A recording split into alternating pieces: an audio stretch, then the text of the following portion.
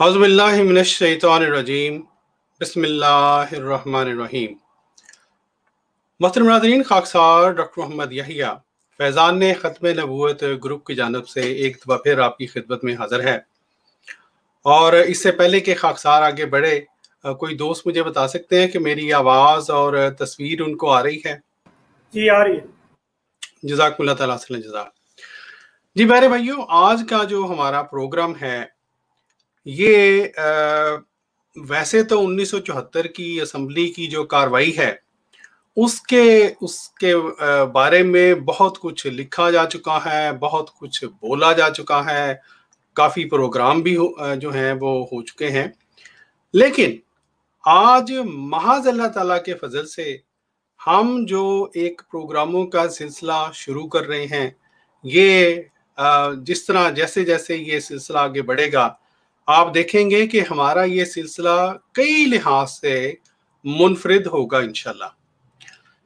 पहली बात तो ये है कि जिस तरह के मैंने ये अर्ज किया है, ये आज का सिर्फ एक प्रोग्राम नहीं है इससे मुतल्लिक, बल्कि हम एक सीरीज के लिहाज से इस बात को आगे बढ़ाना चाहते हैं।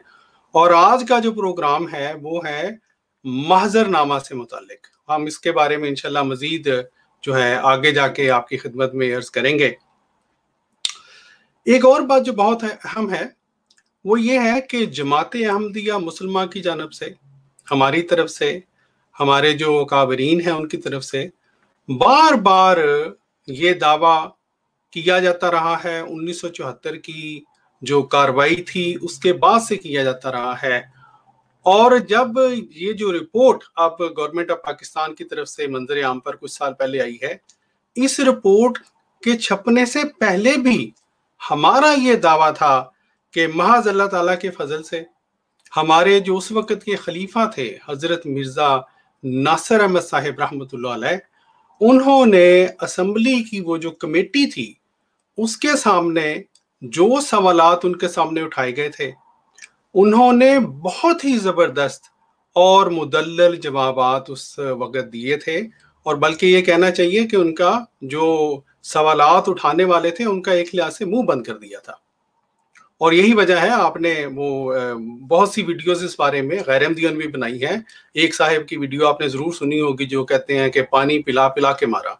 तो वाकई हम जब इंशाल्लाह ये प्रोग्रामों का सिलसिला आगे बढ़ाएंगे तो आपको ये बात साबित करेंगे अल्लाह के फजल से, वाकई हजरत खलीफतुल मसीह सालिस रहमतुल्लाह अलैह ने उस वक़्त के जो उनके ऊपर एतराज़ात किए गए जमात अहमदिया के हवाले से वाकई पानी पिला के मारा था।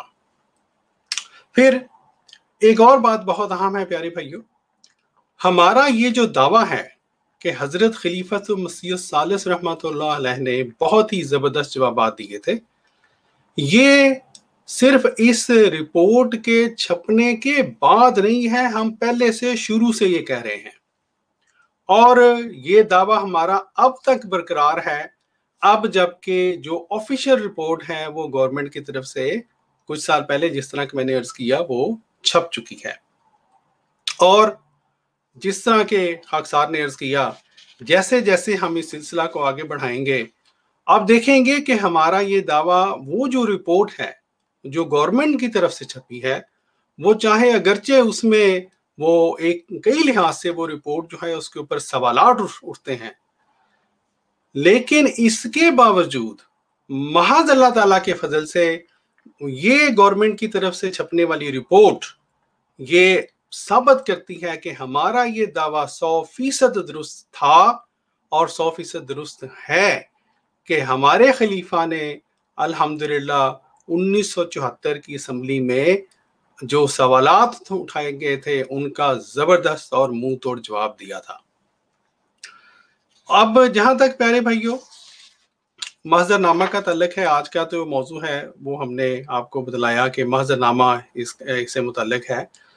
आप में से अक्सर को इल्म होगा कि महजरनामा जो है ये एक तकरीबन 200 सफ़हात पर मुश्तमिल एक, ये कह लें कि जमात की तरफ से एक बयान था जो कि असम्बली के सामने हमारे जो उस वक़्त के खलीफा थे उन्होंने 22 और 23 जुलाई को हरफ ब हरफ पढ़कर सुनाया।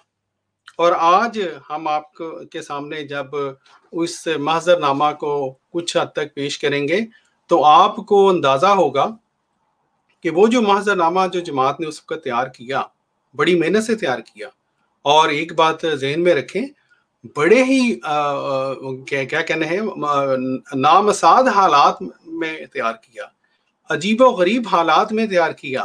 سارے پاکستان میں جب جماعت احمدیہ مسلمہ کے خلاف فسادات ہو رہے تھے، حالات خراب تھے، ان مخدوش حالات میں ریسورسز کی کمی کے باوجود جماعت احمدیہ مسلمہ کی طرف سے یہ بیان جو تھا وہ پیش کیا گیا، جو کہ خاکسار اب آپ کے سامنے تھوڑا سا آپ کے سامنے پیش کرے گا. اور اس کے بعد جس طرح کہ میں نے عرض کیا ہے، وہ آج کا جو ہمارا موضوع ہے وہ دراصل یہ محضر نامہ ہی ہمارا آج کا موضوع ہے.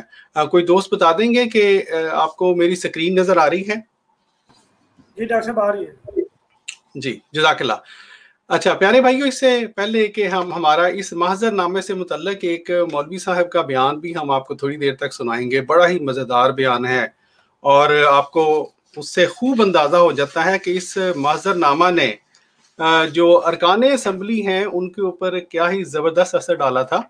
اس بیان کو سنانے سے پہلے ہم آپ کو یہ بتلانا چاہتے ہیں کہ یہ جو محضر نامہ جماعت احمدیہ مسلمہ کی طرف سے پیش کیا گیا، جس کے تقریباً 187 جو ہیں وہ صفحات ہیں، 200 کے قریب صفحات ہیں، اس میں جو بات میں آپ کو اس سے پہلے دکھلانا چاہتا ہوں وہ یہ ہے کہ جماعت احمدیہ مسلمہ کے اوپر اٹھنے والے وہ تمام اعتراضات، بڑے بڑے اعتراضات جن کے بلبوتے پر مولوی حضرات جماعت کے خلاف پروپیگنڈا کرتے ہیں، ان تمام بڑے بڑے جو اعتراضات ہیں ان کا جواب، مدلل جواب، باہ والا جواب اس محضر نامہ میں پیش کیا گیا تھا الحمدللہ.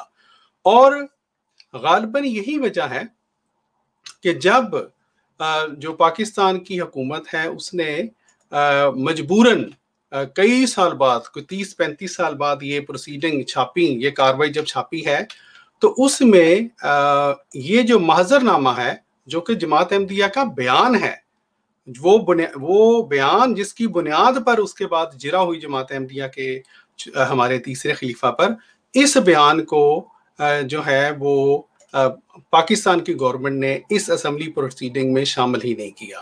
تو اسی لیے خاکسار نے عرض کیا تھا کہ یہ جو اسمبلی کی پروسیڈنگ ہے، جو کاروائی کی جو رپورٹ ہے، یہ اگرچہ اس میں بہت سی خامیاں ہیں، یعنی کہ دیکھیں جو بیان ہی نہیں اس میں شامل کیا گیا تو خامی تو بہت بڑی خامی تو اسی میں شروع میں ڈال دی گئی، لیکن اس کے باوجود ہمارا یہ دعویٰ ہے اور ہم اس دعوے پر جو ہے گزشتہ کئی دہائیوں سے قائم ہیں کہ ہمارے خلیفہ نے، ہمارے جو تیسرے خلیفہ تھے، انہوں نے بہت ہی زبردست جوابات وہاں پہ دیے تھے. اب یہ دیکھ لیں پیارے بھائیو، محضر نامہ کا جہاں تک تعلق ہے، یہ مسلمان کی تعریف اس میں بیان کی گئی، ٹھیک ہے جی.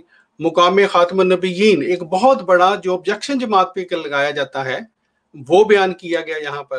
پھر اور بھی مختلف آپ دیکھ لیں، آیت خاتم النبیین کی تفسیر، اس کے بارے میں جو ہے وہ مدلل بیانات دیے گئے، جو دلائل دیے گئے، جہاد کا جو نام ہے اس کی بارے میں دیے گئے، اور مختلف اسی طرح اور بھی باتیں ہیں جو کہ بیان کی گئی. اس سے پہلے کہ ہم باقاعدہ طور پر اپنے کچھ دوستوں کی خدمت میں یہ عرض کریں کہ آپ کو یہ جو محضر نامہ ہے ان کے کچھ صفحات یہ آپ کے سامنے دکھلائیں اور آپ کو بتلائیں کہ اصل میں یہ کیسا زبردست بیان تھا جو جماعت کا. ہم آپ کی خدمت میں ایک مولانا جن کی یہ تصویر بھی یہاں پہ لگی ہوئی ہے، مولوی مفتی محمود صاحب، ان کا ایک بیان جو ہے وہ آپ کے سامنے سنوانا چاہتے ہیں. اگرچہ وہ بیان تو ویسے تو لمبا تھا لیکن خاکسار نے اس کو کچھ چھوٹا کر لیا ہے. اس سے پہلے کہ میں اس بیان کو چلاؤں، کوئی دوست بتا سکتے ہیں کہ میری سکرین نظر آ رہی ہے؟ جی ڈاکٹر صاحب آ رہی ہے. اچھا، میں اس کو تھوڑا سا چلاتا ہوں، مجھے بتا دیں کہ آواز بھی آ رہی ہے اس ویڈیو کی؟ جی آ رہی ہے. جی جزاک اللہ. تو پیارے بھائیو، یہ جو ویڈیو ہے اور اس ویڈیو کو دکھلانے کا جو مقصد ہے وہ یہ ہے، ایک تو ہم آپ کو ایک دوبارہ یاد کروائیں کہ وہ کیا ماحول تھا. اور یہ جو اور کس ماحول میں ہمارے جو تیسرے خلیفہ تھے کس شان کے ساتھ اس اسمبلی میں جا کے آپ نے دلائل جو ہیں اور براہین کے ذریعے ان کے منہ بند کیے. اور دوسری بات یہ ہے کہ وہ دلائل و براہین جن کو آج کل کے بعض مولوی کہتے ہیں کہ جی گویا وہاں پہ جماعت احمدیہ کو نعوذ باللہ شکست ہو گئی تھی. میں آپ کو ایک کتاب بھی دکھاؤں گا ان کے، ایک مولوی اللہ بسایاں صاحب نے جو تھی وہ چھاپی ہوئی ہے اسی بارے میں. وہ مولوی جو ہیں آج کل کے جو ہیں جو یہ اس طرح کے بیانات دیتے ہیں. پچھلے دنوں ایک اور بھی سوشل میڈیا کے اوپر ایک صاحب کہہ رہے تھے کہ جناب یہ تو 1974 کی کاروائی میں بڑی شکست ہو گئی تھی جماعت کو نعوذ باللہ. یہ سنیں آپ کے مولوی حضرات، اور یہ صرف کوئی اکیلے نہیں ہیں، صرف ان میں سے ایک ہیں، یہ کس طرح سے کس تناظر میں 1974 کا جو محضر نامہ تھا اس کو انہوں نے دیکھا اور پھر ان کی جو نیندیں تھیں وہ حرام ہوئیں. کس طرح سے سنیے ذرا. چنانچہ مرزا ناصر نے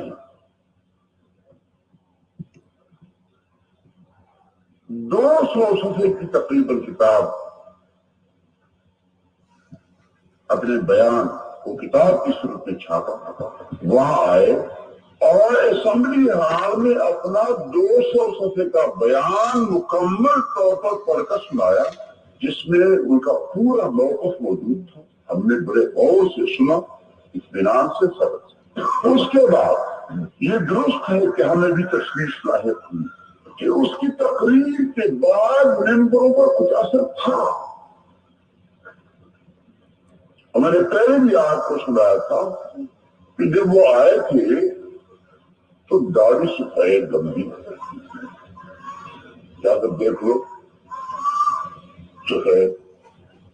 سفید قمیض اور منی سلوار. اس صورت میں جب وہ اسمبلی کے اندر پہلی مرتبہ داخل ہوئے اور ممبروں نے دیکھا، اور ممبروں کی اکثریت اس سے پہلے نہیں دیکھا تھا اور میں بھی انہیں میں شامل تھا، تو ہمیں گھور گھور کر کہنے لگے کہ دیکھو یہ داڑھی سفید اور تم کہتے کافر ہے.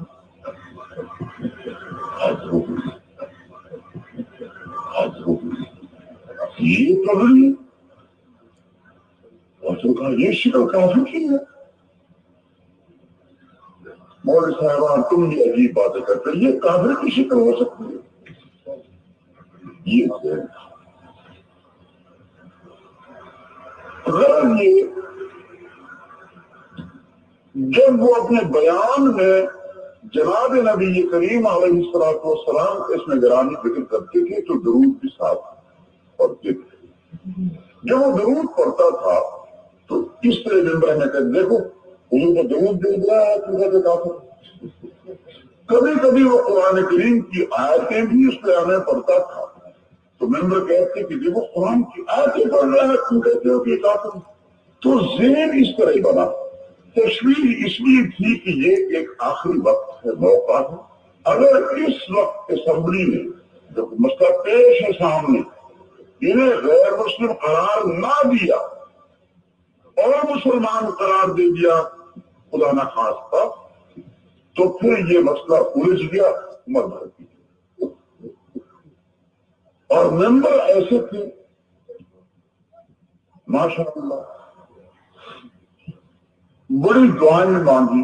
میں تو سیدھی بات میں کبھی کبھی پوری رات نہیں سوتا اس پریشانی سے کہ اللہ کس آزمائش میں آ گیا. اور فیصلہ کسی کے کفر اسلام کا کرنا عقیدے کے اعتبار سے ان جوہر کے سپرد. جی میرے بھائیو، آپ نے دیکھا یہ جو اس وقت کے جو ایک بہت ہی ان کے عالم جو کہ بہت آگے بڑھ کے اس کام میں شامل تھے کہ انہوں نے جماعت احمدیہ مسلمہ کے خلاف وہ قرارداد وہاں پر جب پیش ہوئی تو اس میں جو ہے وہ بہت ہی فعال حصہ لیا. ان کی یہ جو ویڈیو کا جو تھوڑا سا ہم نے دکھلایا ہے یہ آپ کو بتلاتا ہے کہ اس وقت جو ان کے جو حضرت خلیفۃ مسیح الثالث رحمۃ اللہ علیہ نے جب محضر نامہ پڑھا ہے، جب سوالات کے جوابات دیے ہیں، تو پھر ان کا حال کیا تھا سب کا؟ راتوں کی نیندیں ان کی حرام ہوئی ہوئی. اور پھر ایک بڑی ہی اہم بات جو انہوں نے کی کہ یہ دیکھیں کہ ہمارے ایک دوست نے ابھی یہ واقعی ٹھیک بات کی ہے، اکثر لوگوں کو شاید پتہ ہی ہوگا، لیکن جن کو نہیں پتہ، یہ مفتی محمود صاحب جو ہیں وہ آج کل کے جو مولوی صاحب ہیں، ان کے کچھ نام بھی لوگوں نے رکھے ہوئے ہیں، لیکن ہم اس بحث پہ نہیں پڑھتے.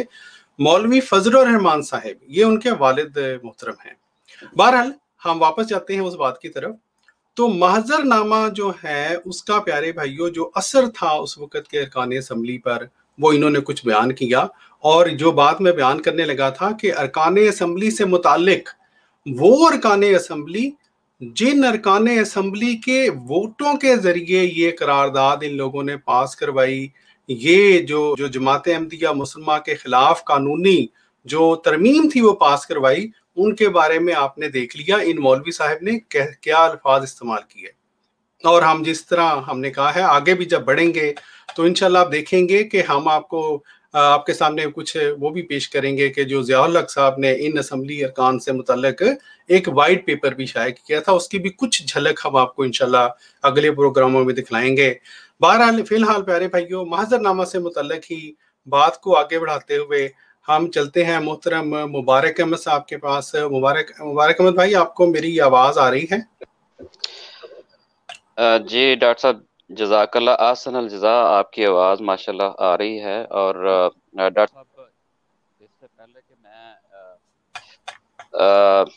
اس بات کو آگے بڑھاؤں، جو آپ نے ماشاءاللہ بہت ہی احسن انداز میں کھول کر بیان کر دی ہے کہ اس کے اصل حقائق جو ہیں وہ کیا ہیں، اور عوام کو چھوٹی سی بات جو آپ نے کوشش کی ہے کہ وہ سمجھ آ جائے کہ ایک ایسا مارکا جو انہوں نے اپنی طرف سے وہاں آزمایا اور اس کی جیت کا اعلان کیا، اور اس جیت کو ان تمام 72 فرقوں نے ایسے چھپایا کہ اس پر پابندی عائد کرنے پر مجبور ہو گئے. ایسی کیا مجبوری تھی کہ انہوں نے اس پر وہ پابندی لگائی اور عوام کو وہ سنوانے کے لیے بند کر دیا اس کا دروازہ.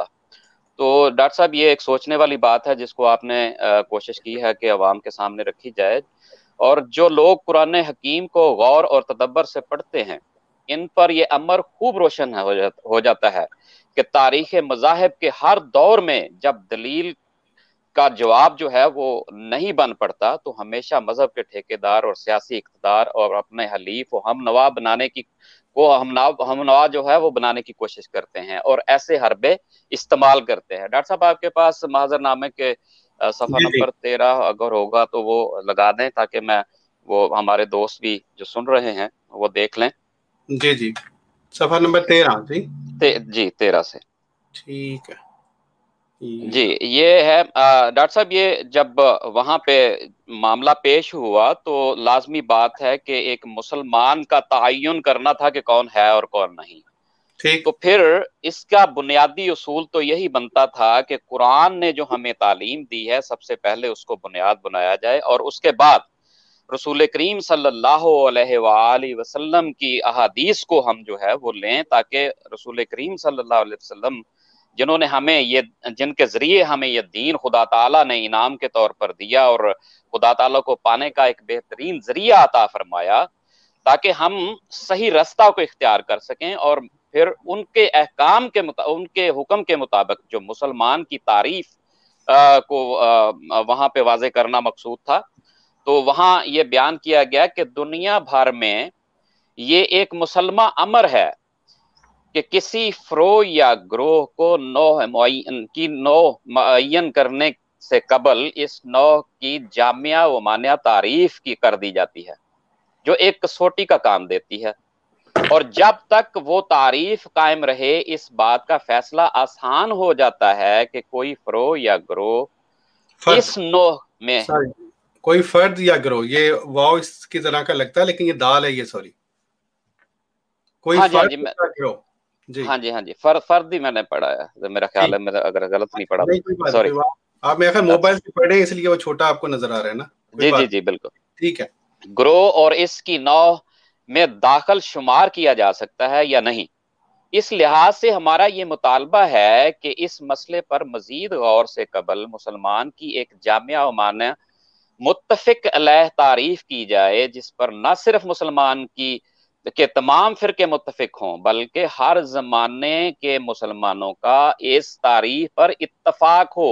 اس ضمن میں مندرجہ ذیل تنقیحات پر غور کرنا ضروری ہے۔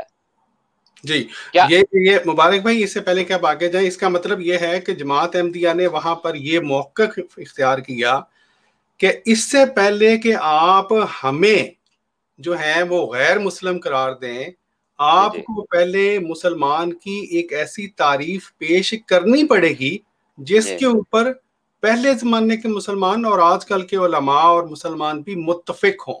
یہ تو کسوٹی کا کام کریں۔ بالکل بالکل، جی جی، جو معیار مطلب ایک طے ہو تاکہ اس معیار کے تحت جو ہے ہم اس کا فیصلہ کر سکیں۔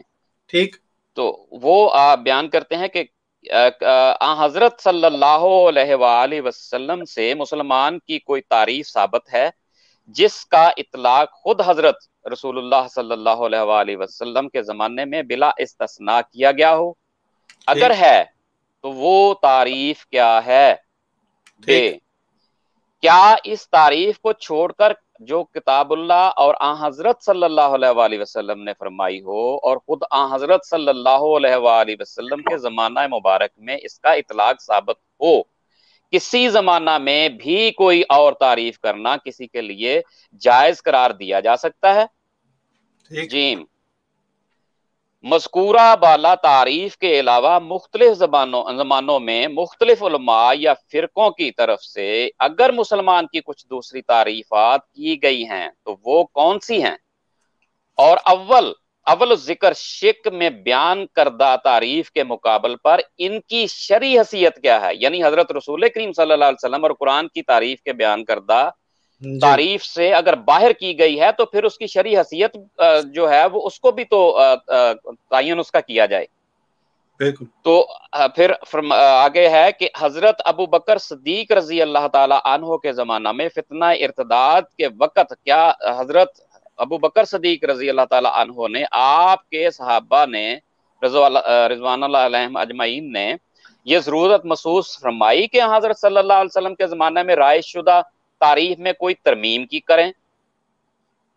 ٹھیک، کیا زمانہ نبوی یا زمانہ خلافت راشدہ میں کوئی ایسی مثال نظر آتی ہے کہ کلمہ لا الہ الا اللہ محمد رسول اللہ صلی اللہ علیہ وسلم کے اقرار کے اور دیگر 4 ارکان اسلام یعنی نماز، زکوٰۃ، روزہ، حج اور پر ایمان لانے کے باوجود کسی کو غیر مسلم قرار دیا گیا ہو؟ یعنی رسول کریم صلی اللہ علیہ وسلم اور صحابہ کرام کے دور میں کسی نے ایسا کام کیا جو آج کر رہے ہیں لوگ؟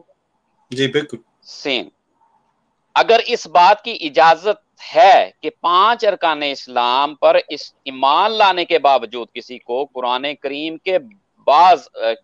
کی بعض آیات کی ایسی تشریح کرنے کی وجہ سے جو بعض دیگر فرقوں کے علماء کو قابل قبول نہ ہو دائرہ اسلام سے خارج قرار دیا جائے، ایسا عقیدہ رکھنے کی وجہ سے دائرہ اسلام سے خارج قرار دیا جائے جو بعض دیگر فرقوں کے نزدیک اسلام کے منافی ہے، تو ایسی تشریحات اور عقائد کے تعین بھی ضروری ہوگی تاکہ مسلمان کی مثبت تعریف میں یہ شک داخل کر دی جائے کہ 5 ارکان اسلام کے باوجود اگر کسی فرقہ کے قائد یہ امور داخل ہوں تو وہ دائرہ اسلام سے خارج قرار دیا جائے۔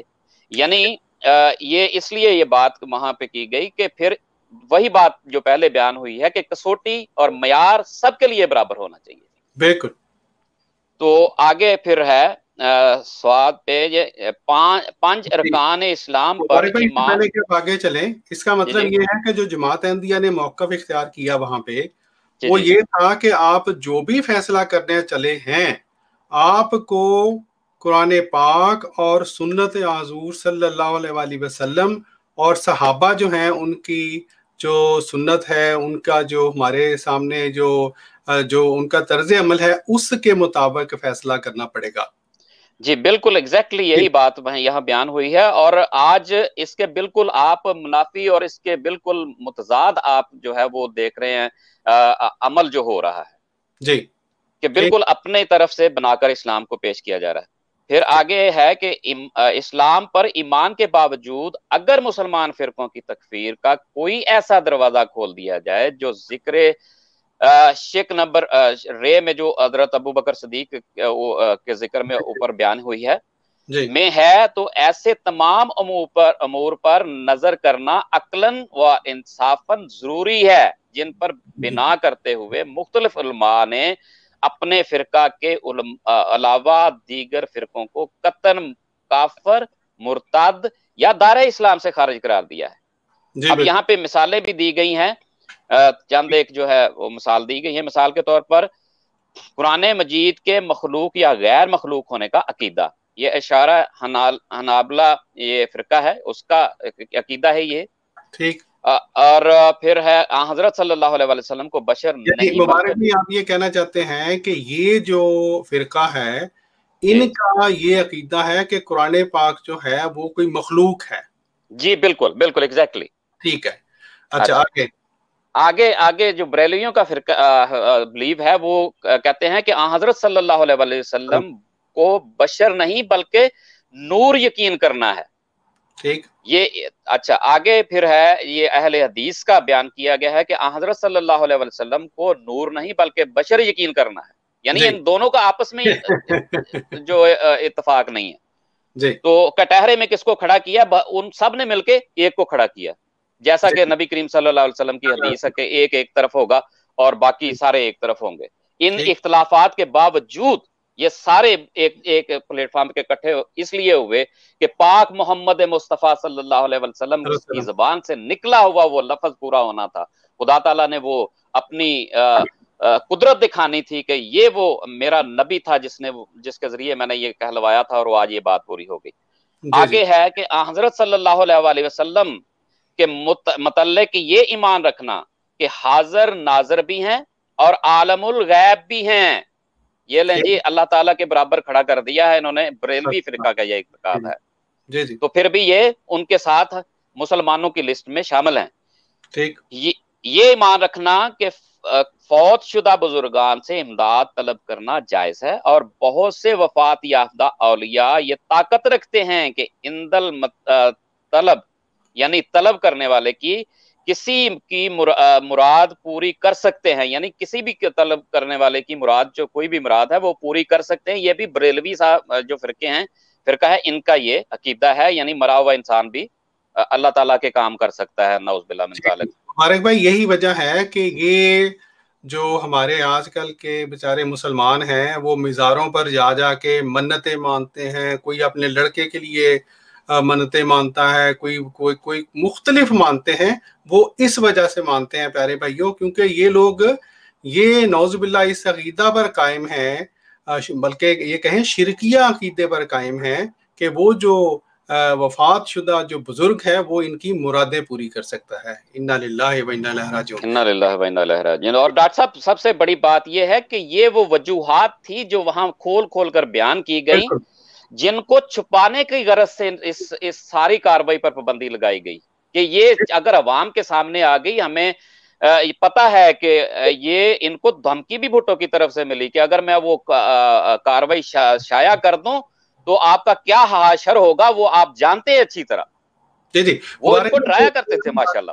ایک اور میں اب سوچ رہا ہوں، میں تصور میں لے کے آ رہا ہوں 1974 کی اسمبلی کا جو حالات تھے، تو آپ دیکھیں پیارے بھائیوں کہ حضرت خلیفۃ مسیح ثالث رحمۃ اللہ علیہ جب یہ سارا کچھ پڑھ رہے ہوں گے تو جو مولوی وہاں پہ بیٹھے ہوئے تھے، جو علماء جو کہ اسمبلی کے کچھ ممبران تھے، ان کا کیا حال ہوتا ہوگا۔ بریلوی جو وہاں پہ مولوی بیٹھے ہوئے تھے، مولانا مثلاً شاہ احمد نورانی وہاں پہ بیٹھے ہوئے تھے، پھر جو باقی جو بھی ان کا خود یعنی تصور میں لے کے آئیں کہ ان کے دلوں پر کیا گزرتی ہوگی کہ یہ تو ان کا کچا چٹھا جو ہے وہ احمدی خلیفہ جو ہیں حضرت خلیفۃ مسیح ثالث وہ کھول کے انہوں نے رکھ دیا ہے۔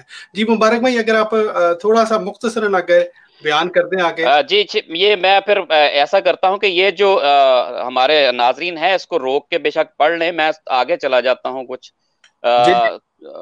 جو ان کو چھوڑ دیتا ہوں حوالہ جات کو جو یہاں پہ دیے گئے ہیں.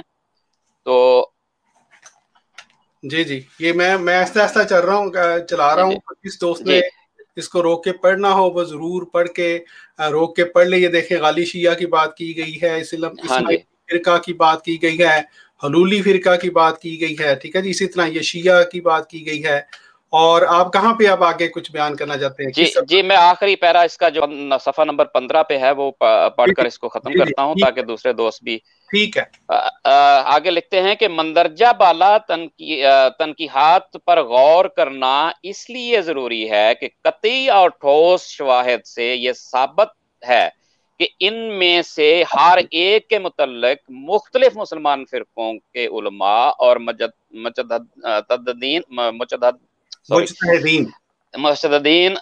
قطعی فتویٰ صادر فرما چکے ہیں. یعنی ان کے مجدد جو ہیں اور علماء جو ہیں ان کے اپنے ہر فرقے کے بارے میں وہ فتوے داغ چکے ہیں اور دے چکے ہیں کہ یہ کافر ہیں اور واجب القتل تک بھی.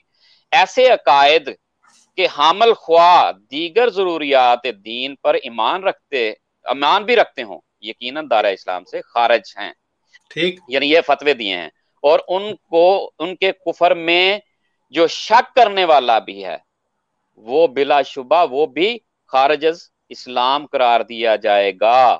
تو یعنی ان کے کفر میں جو شک کرے گا ان کے آپس کے کفر میں وہ بھی دائرہ اسلام سے خارج ہے. تو ناظرین پیارے, بہت ہی محترم ناظرین, اب غور کیجئے اس حدیث کے اوپر کہ 72 ایک طرف اور ایک طرف ہوگا, وہ ناجیہ جماعت ایک طرف ہوگی.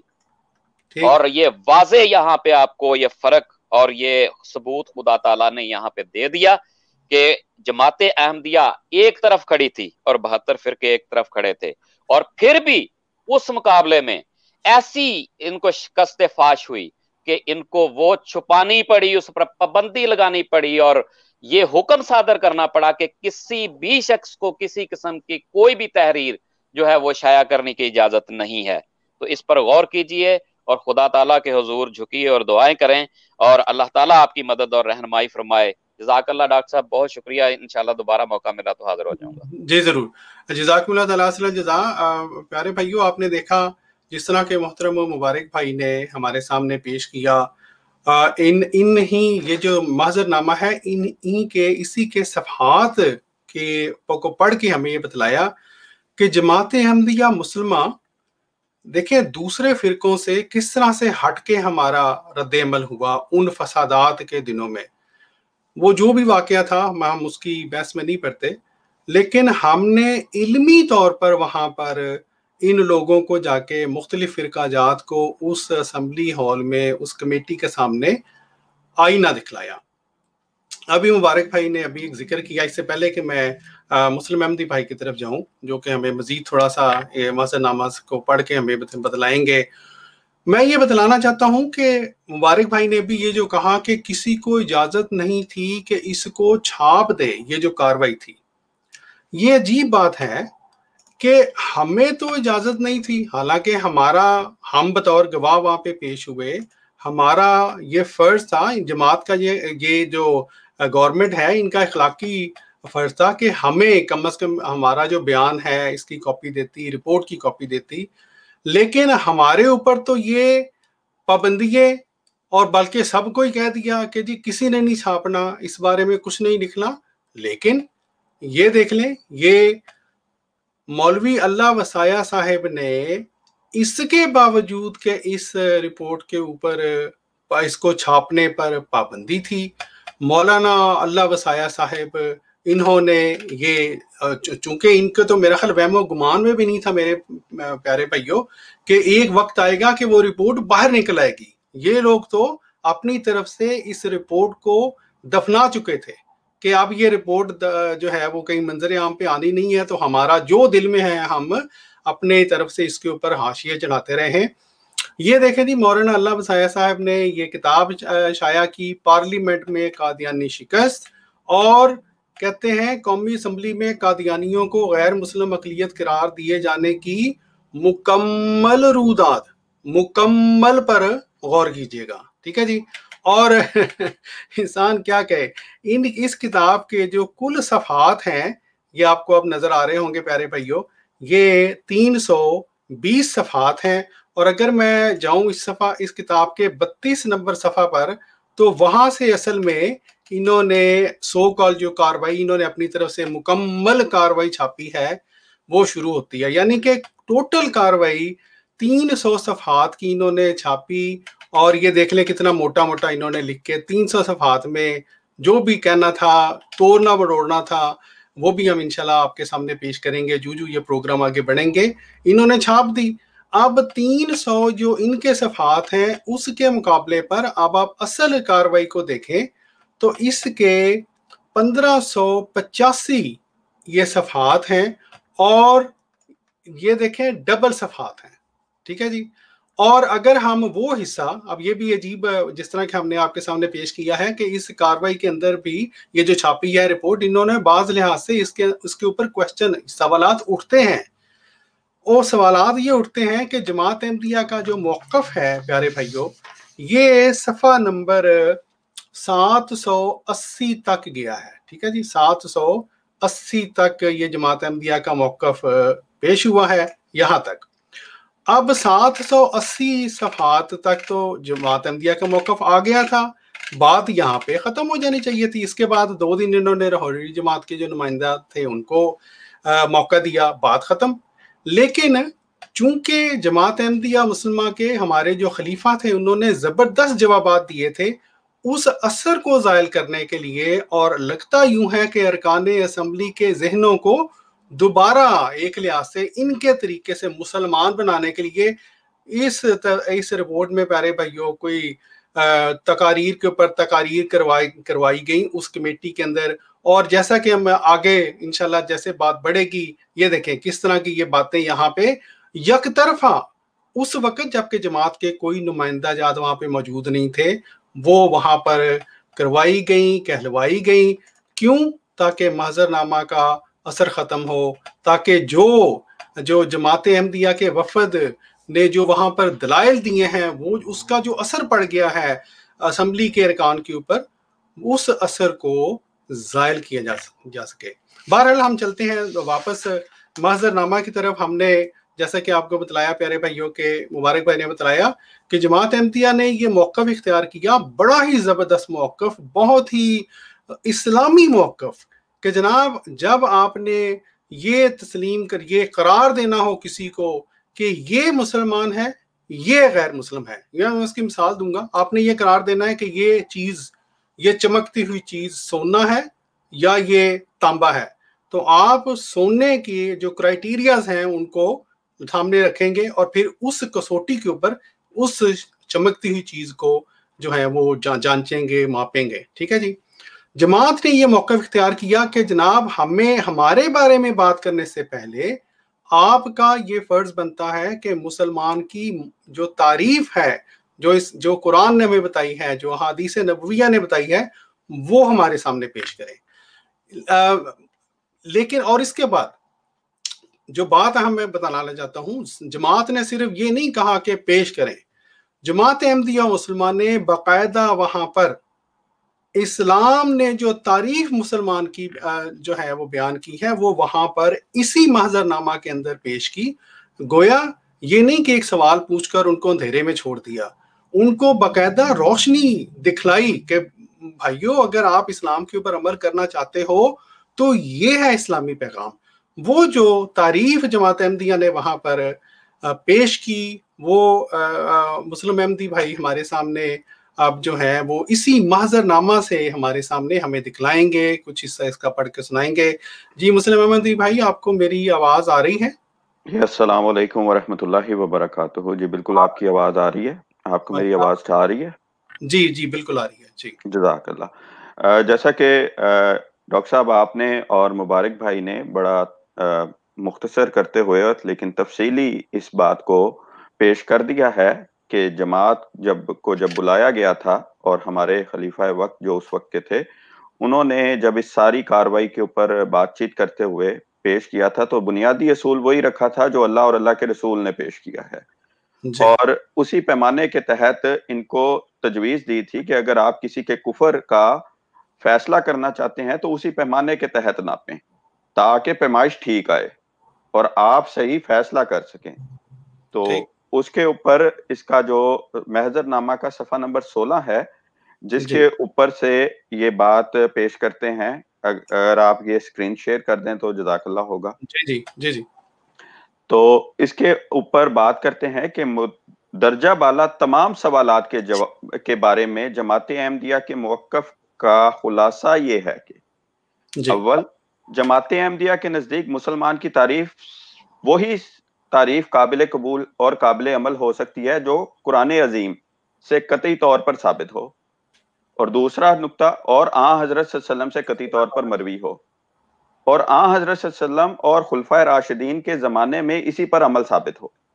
ٹھیک، اس اصل سے ہٹ کر مسلمان کی تعریف کرنے کی جو بھی کوشش کی جائے گی وہ رخنوں اور خرابیوں سے مبرہ نہیں ہوگی، بالخصوص بعد کے زمانوں میں جب مطلب اسلام فرقوں میں بڑھ جائے گا اور 72-73 فرقوں میں تقسیم ہو گیا جائے گا، کی جانے والی تمام تعریفیں اس لیے رد کرنے کے قابل ہیں کہ ان میں آپس میں تضاد پایا جاتا ہے اور بیک وقت ان سب کو قبول کرنا ناممکن ہے، اور کسی ایک کو بھی اختیار کرنا اس لیے ممکن ہی نہیں ہے کہ اس طرح ایسا شخص دیگر تعریفوں کی روح سے غیر مسلم قرار دیا جائے گا، اور اس دلدل سے نکلنا کسی صورت ممکن نہیں رہے گا۔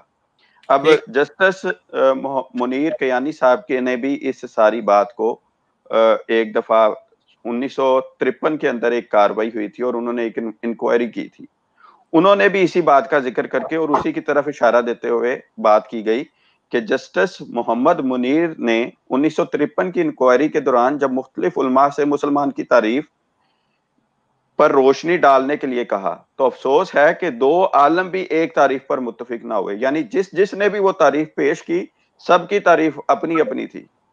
چنانچہ اس بارے میں جسٹس منیر صاحب نے افسوس کا اظہار کرتے ہوئے فرمایا تھا کہ علماء کی طرف سے کی گئی مختلف تعریفوں کو مد نظر رکھتے ہوئے کیا اس امر کی ضرورت باقی رہ جاتی ہے کہ ہم کسی قسم کا تبصرہ کریں، سوائے اس کے کہ کوئی بھی دو عالمان دین اس بنیادی مسئلے پر متفق نہیں، اور اگر ہم بھی ایک عالم دین کی طرح ایک اپنی طرف سے تعریف کر دیں تو وہ باقی تمام تعریفوں سے مختلف ہو تو ہم خود بخود دائرہ اسلام سے خارج ہو جاتے ہیں۔ تو یعنی اگر اپنی طرف سے کوئی تعریف کر دی جائے تو باقیوں کو یا فارغ کریں گے یا خود فارغ ہو جائیں گے، کیونکہ رسول اللہ صلی اللہ علیہ وسلم کی پیشگوئی کے مطابق ہے کہ آخری زمانے میں فتنے انہی سے نکلیں گے اور انہی کی طرف لوٹ کے آئیں گے، جو اس بات کا اشارہ کرتی ہے کہ جب بھی آپ کسی کو کے لیے کھڈا کھودنے کی خاطر کسی کو گرانے کی خاطر کوئی گڈھا کھودتے ہیں تو لازم ہے آپ بھی کسی وقت اس میں گریں گے۔ تو اگر ہم علماء میں سے کسی ایک کی طرف سے کی گئی تعریف اختیار کریں تو ہم اس عالم کے نظریے کے مطابق تو مسلمان رہیں گے لیکن دوسری ہر تعریف کے مطابق کافر ہو جائیں گے، یعنی اگر مولوی صاحب کی تعریف پکڑ لی جائے تو لازم ہے رسول اللہ صلی اللہ علیہ وسلم کی یا کسی اور مولوی صاحب کی تعریف ہمارے خلاف آئے گی۔ یہ تحقیقاتی عدالت کے جو رپورٹ تھی اس کے 218 نمبر صفحہ پہ انہوں نے پیش کی ہے۔ اب میں اس کو ایک پیراگراف کو نیچے لاتے ہوئے جماعت احمدیہ کا وہ موقف پیش کرتا ہوں جس میں انہوں نے جماعت احمدیہ نے رسول اللہ صلی اللہ علیہ وسلم کی وہ روایات پیش کر کے وہ تعریف پیش کی تھی جو بانی اسلام آن حضرت صلی اللہ علیہ وسلم نے پیش کی اور جن کے اوپر دین پورا ہوا، کامل ہوا، جنہوں نے کامل وضاحت کی۔ یعنی اگر ہم اس ساری کاروائی کا کہ مسلمان کی ایک نئی تعریف ایجاد کی جائے اس چیز کو گمان کریں کہ یہ نئی تعریف ایجاد کر رہے ہیں تو ہمیں اس آیت کا کم از کم انکار کرنا پڑ جائے گا کہ رسول اللہ صلی اللہ علیہ وسلم پہ جو دین کامل ہو رہا ہے وہ کہیں کمی بیشی رہ گئی تھی جو ہمیں پوری کرنی پڑ رہی ہے، نعوذ باللہ۔ اب چلتے ہیں، پس جماعت احمدیہ کا موقف یہ ہے کہ مسلمان کی وہی دستوری اور آئینی تعریف اختیار کی جائے جو حضرت خاتم الانبیاء محمد مصطفیٰ صلی اللہ علیہ وآلہ وسلم نے اپنی زبان مبارک سے ارشاد فرمائی، اور جو جو اسلامی مملکت کے لیے ایک شاندار چارٹر کی حیثیت رکھتی ہے، جس کے لیے ہم 3 احادیث نبوی صلی اللہ علیہ وسلم پیش کرتے ہیں۔ اب ایک مسلم کی ہے جو کتاب الایمان میں ہے، دوسری صحیح بخاری کی ہے، یہ اس کا ہم اپنے دوستوں کی خدمت میں ترجمہ پیش کرتے ہیں، جو ترجمہ بھی انہی کی کتابوں سے لیا گیا ہے، وہ ترجمہ بھی خود نہیں کیا تھا۔ پہلی جو حدیث پیش کی گئی اس میں تھا کہ محمد مصطفیٰ صلی اللہ علیہ وسلم مجھے اسلام کے بارے میں مطلع فرمائیے۔ ایک شخص آتا ہے، وہ رسول اللہ صلی اللہ علیہ وسلم سے یہ پوچھتا ہے کہ مجھے اسلام کے بارے میں مطلع فرمائے۔ حضور صلی اللہ علیہ وسلم نے فرمایا کہ دین یہ ہے کہ تو گواہی دے کہ اللہ کے سوا کوئی معبود نہیں اور محمد مصطفیٰ صلی اللہ علیہ وسلم اس کے رسول ہیں، نیز یہ کہ تم نماز قائم کرو اور زکوٰۃ ادا کرو اور رمضان کے روزے رکھو اور اگر راستے کی توفیق ہو تو بیت اللہ کا حج کرو۔ اس شخص نے کہا کہ حضور صلی اللہ علیہ وسلم نے بجا فرمایا، یعنی جو پوچھنے والا ہے، سوال کرنے والا ہے، اس نے کہا بالکل ٹھیک فرمایا۔ راوی کہتے ہیں کہ ہمیں اس پر تعجب آیا کہ سوال بھی کرتا ہے اور جواب کی تصدیق بھی کرتا ہے۔ پھر اس شخص نے پوچھا کہ مجھے ایمان کے بارے میں آگاہ فرمائیں، تو رسول اللہ صلی اللہ علیہ وسلم نے فرمایا ایمان یہ ہے کہ آپ اللہ پر ایمان لائیں، اس کے فرشتوں پر، اس کی کتابوں پر، اس کے رسولوں پر ایمان لائیں، نیز یوم آخر پر ایمان لائیں اور قضاء و قدر کے بارے میں خیر و شر پر بھی ایمان لائیں۔ اس شخص نے پھر فرمایا کہ آپ نے درست فرمایا ہے۔ یہ بنیادی طور پہ یہ جب پوری احادیث کو اگر پڑھتے ہیں نا تو اس میں یہ ہے کہ بعد میں پتہ چلتا ہے کہ وہ جبرائیل آئے تھے اور اسلام سکھانے کی خاطر آئے تھے صحابہ کو۔ جی بالکل، یعنی اللہ اور اللہ کا رسول اور اللہ کا وہ فرشتہ جس کے ذریعے سے خدا تعالیٰ قرآن کریم بھیج رہا ہے، اس کے ذریعے سے مسلمانوں کو یہ تعریف بتائی جا رہی ہے جو قومی اسمبلی میں پیش بھی کی گئی اور توجہ دلائی گئی کہ اس طریق کو چھوڑ کے اگر آپ کوئی بھی طریق اپنائیں گے تو لازم ہے ایک کے مطابق آپ مسلمان ہوں گے اور دوسرے کے مطابق کافر ہوں گے۔ پھر دوسری جو روایت ہے اس کی طرف چلتے ہیں، مطلب اسی صفحے کے اوپر تھی۔ جی اہل نجد میں سے ایک شخص پیرا گندا بالوں والا حضور صلی اللہ علیہ وسلم کے پاس آیا، اس کی آواز کی گنگناہٹ تو سنتے تھے مگر اس کی باتوں کو نہیں سمجھتے تھے، کہ یہاں تک کہ وہ شخص زیادہ قریب ہو گیا تو معلوم ہوا کہ حضور صلی اللہ علیہ وسلم سے اسلام کے بارے میں دریافت کر رہا ہے۔ حضور صلی اللہ علیہ وسلم نے فرمایا کہ دن اور رات میں 5 نمازیں مقرر ہیں۔ اس نے کہا ان 5 کے علاوہ اور بھی نمازیں ہیں؟ تو حضور صلی اللہ علیہ وسلم نے فرمایا نہیں، بجز اس کے کہ بطور نفل ادا کرنا چاہو۔ حضور صلی اللہ علیہ وسلم نے فرمایا کہ رمضان کے روزے رکھو۔ اس نے پوچھا کہ رمضان کے روزوں کے علاوہ بھی اور روزے فرض ہیں؟ تو پھر رسول اللہ صلی اللہ علیہ وسلم فرماتے ہیں نہیں، سوائے اس کے کہ تم بطور نفل رکھنا چاہو۔ پھر حضور صلی اللہ علیہ وسلم نے اس کے سامنے زکوٰۃ کا ذکر فرمایا۔ اس نے کہا اس کے علاوہ بھی اور ہے؟ تو حضور صلی اللہ علیہ وسلم نے فرمایا نہیں، سوائے اس کے کہ تم بطور نفل کے زیادہ ادا کرنا چاہو۔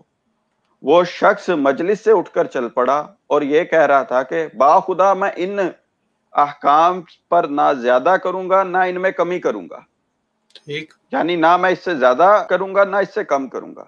تو رسول اللہ صلی اللہ علیہ وآلہ وسلم نے فرمایا کہ اگر یہ اپنے قول میں سچا ثابت ہوگا تو لازماً کامیاب ہو جائے گا۔ پھر اس کے آگے مطلب کہ وہ روایت ہے جو اتمام حجت پوری کر دیتی ہے کہ کسی مسلمان کی تعریف کے لیے رسول اللہ صلی اللہ علیہ وسلم نے جو معیار طے کیا ہے اس معیار کے مطابق کسی اور کو پاؤں رکھنے کی جرت نہیں ہونی چاہیے تھی، لیکن پھر بھی جب اپنی خواہشات کی پیروی کرنی ہو تو پھر جو مرضی کیا جا سکتا ہے۔ اب یہ وہ روایت ہے جو قومی اسمبلی کے میں پیش کی گئی تھی، اور ان میں سے یہ روایت ہے جو تیسرے نمبر پہ ہے کہ جس شخص نے وہ نماز ادا کی جو ہم کرتے ہیں، رسول اللہ صلی اللہ علیہ وسلم فرما رہے ہیں جس شخص نے وہ نماز ادا کی جو ہم کرتے ہیں، اس قبلے کی طرف رخ کیا جس کی طرف ہم رخ کرتے ہیں، ہمارا ذبیحہ کھایا، وہ مسلمان ہے۔ جس کے لیے اللہ اور اس کے رسول کی ضمانت ہے، یعنی ذمہ ہے، اس کا جو معاملہ ہے اس کا معاملہ اللہ اور اس کے رسول کے ذمہ ہو گیا ہے۔ بس تم اللہ کے دیے ہوئے ذمے میں سے اس کے ساتھ دغا بازی نہ کرو. یہ مولانا مودودی صاحب نے ترجمہ اس روایت کا کیا ہوا ہے. ٹھیک. یعنی انسان بخوبی سمجھ سکتا ہے کہ رسول اللہ صلی اللہ علیہ وسلم نے فرما دیا جو ہمارے جیسی نماز پڑھتا ہے, ہمارے قبلے کی طرف رخ کرتا ہے اور ہمارا ذبیحہ کھاتا ہے, وہ مسلمان ہے. اور کسی کو یہ حق ہی نہیں ہے کہ وہ اس کو کہے کہ تم غیر مسلم ہو. بالکل. اور یہ وہ چیزیں ہیں جو قومی اسمبلی میں تمام ممبران کے سامنے پیش کر دی گئی تھی, اور ان کو بتا دیا گیا تھا کہ اس سے بہتر چارٹرڈ کوئی نہیں ہے جس کے مطابق آپ کسی کے کفر اور ایمان کا فیصلہ کر سکیں. بالکل. جی احمد مسلم احمدی بھائی, یہاں پہ مجھے ایک سوال میں اپنے ہمارے جو غیر احمدی بھائی جو سن رہے ہیں ان سے پوچھنا چاہتا ہوں. آپ کسی بھی اپنے عالم کو جا کے یہ سوال پوچھیں کہ جو احمدی ہیں, جو آپ کے نزدیک آپ کا دینی کہتے ہیں, جو احمدی ہیں کیا وہ وہی نماز پڑھتے ہیں جو ہم پڑھتے ہیں؟ تو ہر جو متقی عالم ہے وہ آپ کو یہی جواب دے گا کہ ہاں وہی نماز پڑھتے ہیں. پھر آپ ان سے پوچھئے کیا احمدی جو ہیں, احمدی وہ قبلہ رخ یعنی خانہ کعبہ کی طرف رخ کر کے نماز پڑھتے ہیں؟ تو اس کا جواب بھی یقیناً اس بات میں ہوگا. اور ان سے ذبیحہ کے بارے میں بھی پوچھ لیجئے. تو سوال یہ اٹھتا ہے پیارے بھائیو, جب ہم یہ سب کرتے ہیں اور اللہ اور اس کے رسول نے ذمہ جو ہے وہ اپنے لے لیا ہے کہ ایسے شخص کو مسلمان سمجھو اور اس کے ساتھ دغا بازی نہ کرو, تو پھر پاکستان کا آئین اور پاکستانی علماء اور پاکستان کی عوام وہ زیادہ آپ کے لیے اہم ہے یا اللہ اور ان کے رسول صلی اللہ علیہ وآلہ وسلم اہم ہے؟ جی مسلم احمدی بھائی سوری. جی بڑا اچھا آپ نے سوال آپ نے لوگوں کے خدمت میں رکھا ہے, اور لازم بات ہے کہ ہمارے جو سننے والے خاص کر غیر احمدی بھائی ہیں وہ اس کے اوپر توجہ بھی کریں گے. پھر اس ساری بات کو پیش کرنے کے بعد فرماتے ہیں ہمارے مقدس آقا صلی اللہ علیہ وسلم کا یہ عظیم احسان ہے ہم پہ, کہ یہ احسان عظیم ہے کہ اس تعریف کے ذریعے سے حضور صلی اللہ علیہ وسلم نے نہایت جامع و معنی الفاظ میں اس عالم اسلامی کے اتحاد کی بین الاقوامی بنیاد رکھ دی. یعنی یہ وہ بنیاد ہے جس کے ذریعے سے ہم تمام مسلمانوں کو جوڑ سکتے ہیں. اور ہر مسلمان حکومت کا فرض ہے, یعنی ہر مسلمان حکومت کا فرض ہے, جو حکومت اپنے آپ کو مسلمان سمجھتی ہے اس کا فرض ہے کہ اس بنیاد کو اپنے آئین میں نہایت واضح حیثیت سے تسلیم کرے, ورنہ امت مسلمہ کا شرازہ ہمیشہ بکھرا رہے گا اور فتنوں کا دروازہ کبھی بند نہیں ہوگا.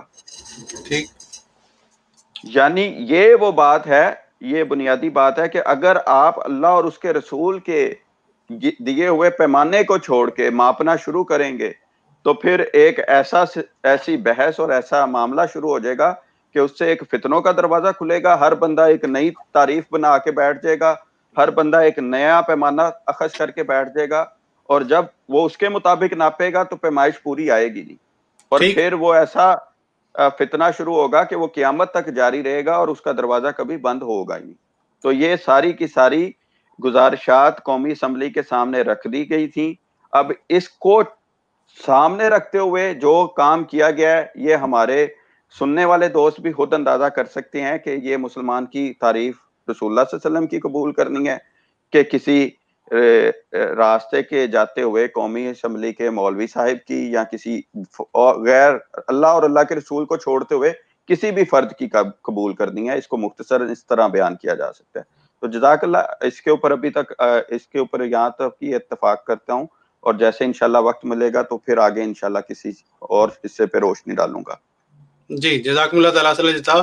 جی میرے بھائیو, آپ نے دیکھا ہم نے اسی محضر نامہ کو سامنے رکھتے ہوئے محض اللہ تعالیٰ کے فضل سے وہ مدلل دلائل آپ کے سامنے ہم نے کچھ حد تک ابھی تک رکھے ہیں جو جماعت احمدیہ مسلمہ کے اس وقت کے خلیفہ, جن کی تصویر آپ کو یہاں پہ نظر آ رہی ہے, حضرت مرزا ناصر احمد صاحب رحمۃ اللہ علیہ نے اس اسمبلی کی کمیٹی کے سامنے پیش کی ہے. اب عجیب بات یہ ہے پیارے بھائیو, اس سے پہلے کہ میں آگے بڑھوں اور آپ کے سامنے اسی محضر نامہ سے کچھ اور بات پیش کروں, ایک چھوٹی سی بات, ایک چھوٹا سا نکتہ آپ کے سوچنے کے لیے. جو غیر احمدی علماء حضرات ہیں वो जब उनसे पूछा जाए कि भाई 74 की असम्बली में ये वो, या 74 में 1974 में ये क्या हुआ कि आपने जमात अहमदिया मुसलमान को असम्बली में आपने बुला लिया, आपने वहां पर इतने दिन कार्रवाई करके उनको गैर मुस्लिम डिक्लेयर कर दिया। तो वो कहते हैं वो जी एक वो जो अहमदी हैं, वो कादियानी कहते हैं बहरहाल, वो उन्होंने जनाब एक रब्बा स्टेशन पर एक वाकया हुआ था, उसके नतीजे में ये कार्रवाई हुई। अब मैं बात ये आपके सामने वो उसके ऊपर हम इस कार्रवाई को भी जब पढ़ेंगे इंशाल्लाह तो उसका जिक्र है, वहां पे भी हम आपको बतलाएंगे कि कैसे कैसे झूठ उस वक़्त के उलमा ने और आजकल के मौलवी भी उस वाक़े से मुताल्लिक अपनी अवाम को बतलाते हैं। लेकिन मैं ये सवाल आपके सामने पेश करना चाहता हूँ कि मेरे भाइयों, अगर दो फिरकों के दरमियान कोई झड़प हो जाए, कोई नाखुशगवार वाकया हो जाए, तो उस वाकया से निपटने के लिए क्या पुलिस को कार्रवाई करनी चाहिए, अदालत को कार्रवाई करनी चाहिए जो कि तहकीक करे कि असल में वाकया क्या हुआ था, कसूरवार कौन है और उनको किरारे वाकई सजा दे, या जब भी कभी दो ग्रोहों के दरमियान, दो फिरकों के दरमियान कोई वाकया हो तो आप उनको उठा के असम्बली में ले जाएं और एक फिरके को उठा के आप इस्लाम के दायरा से बाहर निकालते फिरें। सोचिए, क्या इस्लामी तालीम हमें ये बतलाती है कि आप किसी लड़ाई के नतीजे में, किसी वाकया के नतीजे में, किसी नाखुशगवार बात के नतीजे में किसी फिरका को असम्बली में जाके गैर मुस्लिम करार दें? ये कोई वो क्या के इंसान है? कोई बात समझ आती है? कोई तुक बनता है इस बात का? ठीक है जी, छोटी सी बात, इससे पहले कि खाकसार जो है वो आगे बढ़े और इससे पहले कि खाकसार जो है वो जरी भाई की तरफ जाए, मैं जल्दी से वही जो महजरनामा है उसके कुछ थोड़े से हिस्से में आपको सिर्फ दिखलाना चाहता हूं ताकि आपको अंदाजा हो कि ये जो महजरनामा है ये माशाल्लाह महज अल्लाह ताला की फजल से कितनी जबरदस्त ये एक दस्तावेज है। और मैं तमाम हमारे जो खास तौर पे अहमदी भाई हैं उनको ये कहूँगा कि ज़रूर पढ़ें और हमारे गैर अहमदी भाई भी जो हैं वो भी ये alislam.org पे मौजूद है, इसको ज़रूर डाउनलोड करें और पढ़ें। ये देखें जी, आगे फतवा कुफर की हैसियत बतलाई गई है कि अगर आप किसी के ऊपर कुफर का फतवा लगा भी दें तो इस्लामी नुक्ता नज़र से उसकी क्या हैसियत है। ठीक है जी, चलते चलते मैं आपको ये जो एक अहम बात आपको दिखलाना चाहता हूँ वो ये है कि मसलन हमारे ऊपर ये इल्ज़ाम लगाया जाता है कि हम हुज़ूर सल्लल्लाहु अलैहि वसल्लम को खातमुन नबिय्यीन नहीं मानते। ये देखें, उसी से मुतल्लिक पूरे तौर पर हज़रत मसीह मौऊद अलैहिस्सलाम की तहरीरों की रोशनी में ये इस बात को साबित किया गया कि हम हुज़ूर सल्लल्लाहु अलैहि वसल्लम को ना सिर्फ ये कि खातमुन नबिय्यीन मानते हैं बल्कि हमारे जो गैर अहमदी भाई हैं उनकी निस्बत ज़्यादा जो है वो खातमुन नबिय्यीन मानते हैं। और इस बात को साबित किया गया, ये मैं हल्का सा रोक के आपको दिखलाता जा रहा हूँ, जिस भाई ने इसको पढ़ना हो रोक के पढ़ ले। ये बात साबित की गई कि जनाब हमारे ऊपर तो आप ये इल्ज़ाम लगाते हैं कि हमने हज़रत मिर्ज़ा साहब को उम्मती नबी मान लिया है, वो ईसा मान लिया है जिसके आने की हुज़ूर सल्लल्लाहु अलैहि वसल्लम ने बिशारत दी थी। आप भी तो एक मूसवी नबी ईसा अलैहिस्सलाम के आने के कायल हैं। जब आप मिर्ज़ा साहब को बेशक ना माने, लेकिन जब आपके ईसा अलैहिस्सलाम, जब आपके नज़दीक जो है वो उनका नज़ूल होगा, आपके नज़दीक तो जिस्मानी नज़ूल होना है, तो फिर यही जो आप हमारे पे इल्ज़ामात लगाते हैं बढ़ बढ़ कर कि हम हुज़ूर सल्लल्लाहु अलैहि वसल्लम को आखिरी नबी नहीं मानते, हम हुज़ूर सल्लल्लाहु अलैहि वसल्लम को जो है वो खातमुन नबिय्यीन नहीं मानते, तो ये सारा कुछ इसमें प्यारे भाइयों एक्सप्लेन करके ये बतलाया गया था कि आपका अकीदा और हमारा अकीदा इसमें कोई फ़र्क नहीं है। जहाँ तक मुकाम का ताल्लुक है, जहाँ तक इस बात का ताल्लुक है कि किसी ने आना है या नहीं आना, हम भी मानते हैं कि हुज़ूर सल्लल्लाहु अलैहि वसल्लम के बाद एक वजूद ने आना था और आप भी मानते हैं कि एक वजूद आएगा।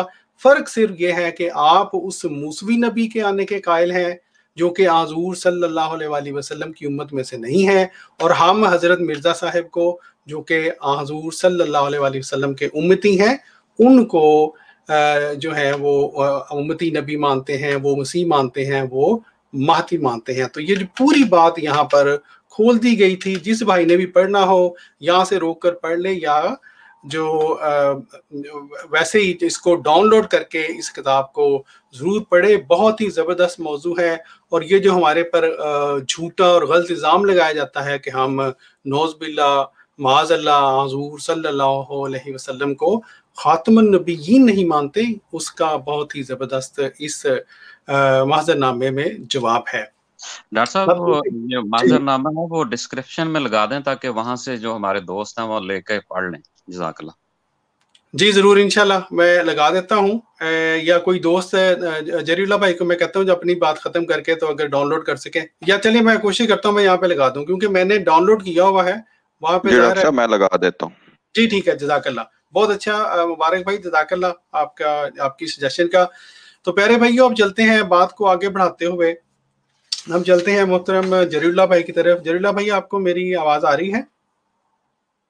السلام علیکم ورحمۃ اللہ وبرکاتہ۔ جی ڈاکٹر صاحب آپ کی آواز آ رہی ہے؟ جی جری بھائی، ہم نے ہمارے دوستوں نے محضر نامے کا کچھ حصہ پڑھ کے دوستوں کو یہ بتلایا ہے کہ محضر نامہ میں اصل میں ماشاءاللہ کس قدر زبردست دلائل وہاں پر پیش کیے گئے، ایسے دلائل جنہوں نے کہ مفتی محمود جیسے مولوی حضرات کی راتوں کی نیندیں حرام کر دی۔ تو آپ اس بارے میں اس بات کو مزید بڑھاتے ہوئے اگر ہمارے جو دوست ہیں ان کو کچھ بتانا پسند کریں گے؟ جی ڈاکٹر صاحب جزاک اللہ، بہت شکریہ۔ محضر نامے کی بات جو کہ مبارک بھائی نے کی ہے اس کا ایک تو ڈسکرپشن میں لنک لگا دوں گا الاسلام سے بھی، اور دوسرا وہ آرکائیو پر موجود ہے جو کہ پاکستان میں ویب سائٹ وہ آسانی سے کھل سکتی ہے، اس کو بغیر کسی پراکسی کے وہ اوپن کر کے ڈاؤن لوڈ کر سکتے ہیں، انشاءاللہ وہ میں ڈسکرپشن میں لنک لگا دوں گا۔ دوسرا جو سوال آپ نے کیا ہے کہ فرقوں کے متعلق حضرت خلیفہ مسیح ثالث رحمۃ اللہ نے جو وہاں پر اپنا موقف بیان فرمایا اور جہاں بات کی، اور اس مقدمے کی وجہ سے اس بات کی وجہ سے اس پوری کتاب کو چھوڑ دیا گیا، اس میں حضور نے جو مقام خاتم النبیین بتایا اور باقی جس چیزوں پر آپ تینوں بھائیوں نے بڑی تفصیل سے روشنی ڈالی ہے، ان چیزوں کی وجہ سے مجھے اب یہ بتائیں کہ ایک بندے کو اگر یہ کہا جائے کہ تم اس کتاب کو اگر پڑھو گے تو مر جاؤ گے، تو کون شخص ہوگا جو اس کتاب کو پڑھے گا؟ کوئی بھی نہیں پڑھے گا، کیونکہ اس کو پتہ ہوگا اگر میں یہ پڑھوں گا تو اس سے میری روحانی موت ہے، تو میں کبھی بھی نہیں پڑھوں گا جو ان کے اعتقاد کے مطابق ہے۔ تو میں اپنی بات شروع کرنے سے پہلے ایک شعر عوام کی نظر کہنا چاہتا ہوں کہ ہمیں معلوم ہے لٹیروں کے سب ٹھکانوں کا شریک جرم نہ ہوتے تو مخبری کرتے۔ ان کے اپنے عقائد و نظریات، ان کے اپنے جو عقیدے ہیں، ان کے اپنے جو بھی مسالک ہیں، یہ آپس میں اس طرح دست و گریباں ہیں، اس طرح صد و شتم کرتے ہیں، ان میں کوئی نرم گوشہ نہیں ہے، بلکہ یہ انتہائی بدتمیزی صفاقانہ رویہ استعمال کرتے ہوئے ایک دوسرے کے اوپر تبرہ بھی کرتے ہیں، ایک دوسرے کے اوپر کفر کا فتویٰ بھی لگاتے ہیں۔ اسی کی جھلک میں آپ کے سامنے پیش کرتا ہوں اسی کتاب محضر نامہ سے، جو کہ صفحہ نمبر 175 میں موجود ہے، اگر وہ آپ سکرین شیئر کر دیں تو عوام بھی ساتھ ساتھ دیکھ لیں۔ اب میں اسی کتاب سے آپ کے سامنے وہ بات بیان کروں گا جو حضرت خلیفۃ مسیح ثالث رحمۃ اللہ علیہ نے بیان فرمایا تھا، اور جس کو دیکھ کے، جس کو پڑھ کے علماء نے بھی یہ سر پیٹ دیا تھا کہ اب یہ ہمارے سامنے جو بات آ گئی ہے اس کا ہم کیا جواب دیں، کیونکہ اس کا جواب نہ کبھی وہ اس وقت دے سکے ہیں، نہ کبھی وہ قیامت کی صبح تک دے سکتے ہیں، کیونکہ ان کے جو آباء و اجداد ہیں، ان کے جو بانی ہیں فرقوں کے، انہوں نے نفرت کا، انہوں نے بغض کا، وہ فرقہ وارانہ ایسی انہوں نے وہ جڑ ان میں ڈال دی ہے کہ اس کو وہ نکال نہیں سکتے۔ چھوڑیں گے تو امام جائیں گے، اگر امام کو نہیں چھوڑیں گے تو وہ تحریر ان کے گلے سے نہیں نکلیں گے۔ تو کی طرح پڑھیں گے صفحہ نمبر 175۔ جی میں ابھی لے کے جاتا ہوں، لیکن میں دوستوں کو صرف یہ بتلا دوں کہ یہ دیکھیں الزام لگانے والے الزام تو لگا دیتے ہیں، یہ دیکھیں آیت خاتم النبیین کی تفسیر کا جہاں تک تعلق ہے، اس کتاب میں مفصل طور پر اس آیت کو ڈسکس کیا گیا ہے، قرآن مجید کی دوسرے آیات کی روح سے ڈسکس کیا گیا، پھر اسی طرح پیارے بھائیو احادیث نبویہ کی روشنی میں اس کو ڈسکس کیا گیا۔ تو یہ بہت ہی مدلل طور پر یہ کتاب ہے۔ میں صرف دکھاتے ہوئے آگے بڑھنا چاہتا ہوں، اس لیے یہ دیکھیں لغت عرب کی لحاظ سے، اور پھر اسی طرح ہوتے ہوتے یہ دیکھیں جو یہ انشاءاللہ آگے پیش کریں گے۔ تو خاتم النبیین آیت کا جہاں تک تعلق ہے اس کو بہت ہی مفصل طور پر، جہاں تک چونکہ ظاہر کتابچہ چھوٹا بھی رکھنا تھا، اس کو جماعت احمدیہ کے جو اس وقت کے وفد تھے اور ان کے جو سربراہ تھے، हजरत मिर्जा नासिर अहमद साहब, उन्होंने इस किताबचा में पेश किया, और ये किताबचा जिस तरह के खाकसार ने अर्ज किया है वो उस वक़्त के की असम्बली और उस वक्त असम्बली के अरकान के सामने बाकायदा लफ्ज़ ब लफ्ज़ पढ़ कर 2 दिनों के अंदर सुनाया गया था। सफ़ा नंबर 175 आप कह रहे हैं? जी डॉक्टर साहब। ठीक है, मैं जा रहा हूँ वहाँ पे। जी ठीक है, ये पहुंच गया मैं 175। ये सफ़ा नंबर 175 है। ये इसका मेन टाइटल है, पाकिस्तान के मुख्तलिफ फ़िरकों के अकायद जो दूसरे फ़िरकों के नज़दीक महल्ले नज़र है।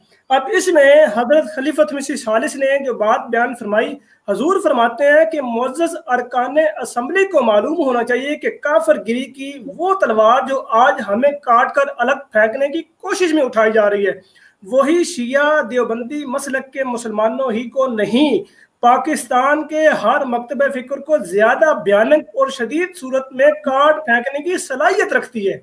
अब ये लोग चाह रहे थे कि कुफर की फैक्ट्री, चूंकि हम सब आप इकट्ठे हो चुके हैं, तो इसलिए अब हम सब मिलके इनको नॉन मुस्लिम माइनॉरिटी डिक्लेयर कर देंगे और बाद में हम बड़े आसान से और बड़ी जनाब खुशी से रहेंगे, कोई मसला किसी किस्म की परेशानी नहीं होगी।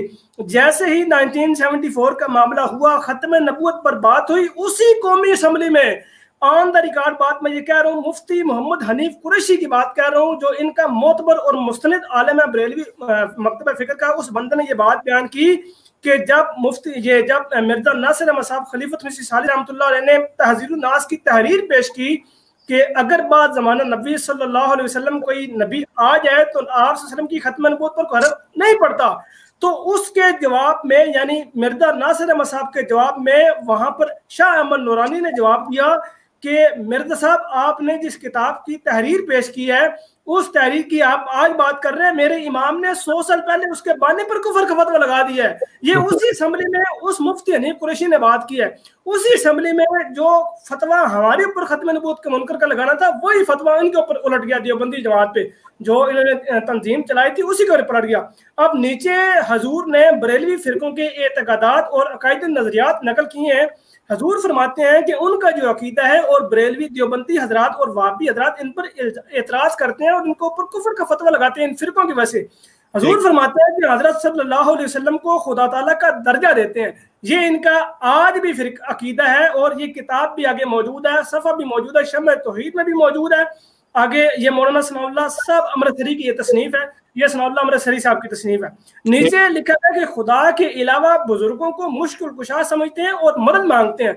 आज भी आपको बरेलवी हजरात कब्रों पर जाते हुए नजर आएंगे, दरबारों पर जाते हुए नजर आएंगे, कब्रों के आगे सजदे करते हुए, रोते हुए, गिड़गिड़ाते हुए नजर आएंगे कि अल्लाह तो मेरी सुनता नहीं है, तू ही मेरी खुदा तक गाल पहुंचा दे, मेरे घर काका नहीं होता, तू ही काका दिवा दे। तो कुछ काकू वाले हैं, कुछ काकियों वाले हैं। कुछ लोगों ने कहा कि ये पीर सिर्फ बच्चा देता है, ये पीर बच्ची देती है। तो इनके कुछ एतकादात है और कई लोगों के ये नजरियात दरबारों के बारे में है कि तुसी भाई दरबार से पुट्ठी मंजी करके पवोगे तो तुहानू फलां दिन बच्चा भी हो जाएगा। तो इस तरह के इनके अकायद नजरियात है दरबारों, ये बरेलवियों के। आगे फरमाते हैं कि खत्म नबूवत के मुनकर हैं। ये इल्जाम हम नहीं लगा रहे, ये हमने नहीं कहा कि खत्म नबूवत के मुनकर हैं, बल्कि ये देवबंदी हजरात कहते हैं। ये हमारे चैनल्स पर वीडियोस मौजूद हैं और आगे फिर सफ़ा किताब का वो सफ़ा नंबर भी दिया हुआ है, वो हवाला भी दिया हुआ है, इंसान कामल बाब 36 मौलफा सैयद अब्दुल करीम जैली। और फिर ये इनके ऊपर जो फतवा है वहाबी उलमा ने भी दिया है कि ये खत्म नबूवत के मुनकर है। इनकी किताब आज भी मौजूद है, इरफान शरीयत अहमद रज़ा खान बरेलवी की किताब है, उसके सफ़ा नंबर 84 और 85 पर यह तहरीर मौजूद है कि पीर अब्दुल कादिर जिलानी ज़िल्ली तौर पर मकाम नबूवत पर फाइज है। अब एक शख्स को ज़िल्ली तौर पे नबूवत के मकाम पर फाइज करना, क्या ये खत्म नबूवत की तौहीन नहीं? क्या इस चीज को खत्म नबूवत का मुनकर नहीं कहा जाता? ठीक। आगे हजूर फरमाते हैं कि सिलसिला वही इल्हाम को जारी समझते हैं। अब ये इल्जाम अगर देवबंदी बरेलियों पर लगाते हैं या वहाबी बरेलियों पर लगाते हैं तो यही इल्जाम उनके ऊपर भी साबित होता है। यानी देवबंदियों का भी अकीदा है कि इल्हामात और वही जो है वो जारी व सारी है, और वहाबियों का भी ये अकीदा है कि वही इल्हाम जारी व सारी है। लेकिन अगर यही बात जमात अहमदिया करे तो काफिर। आगे फिर हजूर फरमाते हैं कि इस्तिलाहात इस्लामी मसलन हजरत उम्मुल मोमिनीन रज़ियल्लाहु अन्हा का खतरनाक इस्तेमाल अपने बुजुर्गों के लिए करते हैं। इन्होंने 1984 में ये कानून तो पास कर दिया कि अहमदी हजरात जी उम्मुल मोमिनीन या रजी अल्लाह तआला अन्हो या हजरत या खातमुल अंबिया या रहमतुल लिल आलमीन अपने बुजुर्गान के लिए इस्तेमाल नहीं कर सकते। लेकिन क्या ये भूल चुके हैं कि यही अल्फाज जो इस्लामी इस्तिलाहात हैं अपने बुजुर्गान के लिए ये बड़े जोर शोर से इस्तेमाल करते हैं और फिर दूसरे फिरके के लोग इनके ऊपर इसी वजह से कुफर का फतवा लगाते हैं। उस वक्त इनको ये सारी बातें भूल जाती हैं। आगे फिर इनके ऊपर जो इल्जाम लगाया जाता है और इनकी किताब से साबित है वो ये है कि अंग्रेजों के खिलाफ जहाद को हराम करार देते हैं। MTA ऑफिशियल चैनल के ऊपर जब ये प्रोग्राम किया गया कि अगर जमात अहमदिया ने अंग्रेज के खिलाफ जहाद को हराम करार दिया है और इस वजह से वो अंग्रेज का खुद काश्ता पौधा है, तो हमें इंसाफ की निगाह से बताइए कि जिन बरेलवियों ने अंग्रेज के खिलाफ हराम होने का फतवा दिया, जिन वहाबियों ने अंग्रेज के खिलाफ हराम होने का फतवा दिया, तो फिर वो सब भी अंग्रेज के खुद काश्ता पौधे हैं। जवाब आपने किसी ने जवाब नहीं दिया, उल्टा फतवा लगा के MTA बयान कर दिया गया। उसके अलावा फिर ये इल्जाम लगाया जाता है कि अंग्रेजों के जासूस है। ये डॉक्टर साहब चूंकि लंबी तहरीर है, अब यहाँ पे ये स्कैन मौजूद है, इसको पढ़ सकते हैं।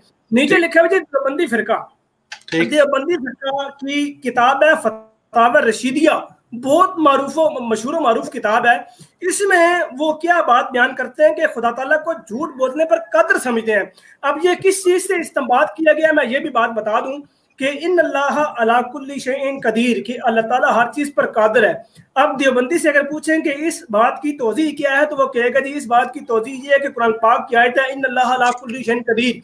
तो क्या अगर इस आयत के मुताबिक ही इस बात को जवाब बनाया जाए कि खुदा नौज़ुबिल्लाह झूठ बोलने पर कादिर है, तो क्या फिर इस आयत से तो बेशुमार नतीजे निकल सकते हैं कि माज़ अल्लाह सुम्मा माज़ अल्लाह, अल्लाह ताला वो चोरी करने पे भी कादिर है, अल्लाह ताला ज़ना करने पे भी कादिर है, माज़ अल्लाह सुम्मा माज़ अल्लाह अस्तगफिरुल्लाह सुम्मा अस्तगफिरुल्लाह। तो इस तरह तो काफी जवाब निकल आते हैं। लेकिन जमात अहमदिया ने जो इस आयत मुबारका का तर्जुमा किया है वो इनको कभी हिम्मत नहीं हो सकती। अल्लाह ताला फरमाता है कि इन अल्लाह अला कुल्ली शैइन कदीर, अल्लाह ताला हर उस चीज पर जिस पर वो चाहता है कुदरत रखता है।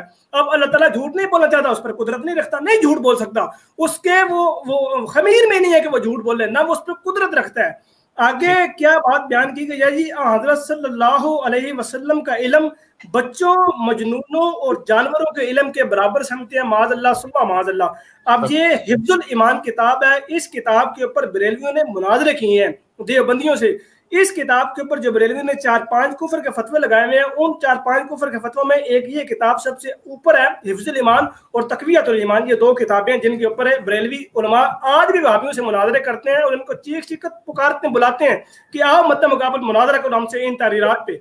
उसके बाद फिर आगे लिखे हुआ जी, शैतान का इल्म हजूर अलैहिस्सलाम से वसी तर था, माज़अल्लाह सुम्मा माज़अल्लाह। ये किताब है जी इब्राहिम ने कातिया मुसन्नफा खलील अहमद, मुसद्दिका रशीद अहमद गंगोई। अब रशीद अहमद गंगोई देवबंदी आलिम है, बड़ा मुसरत बंदा है, वो फतावा किया उसी की है।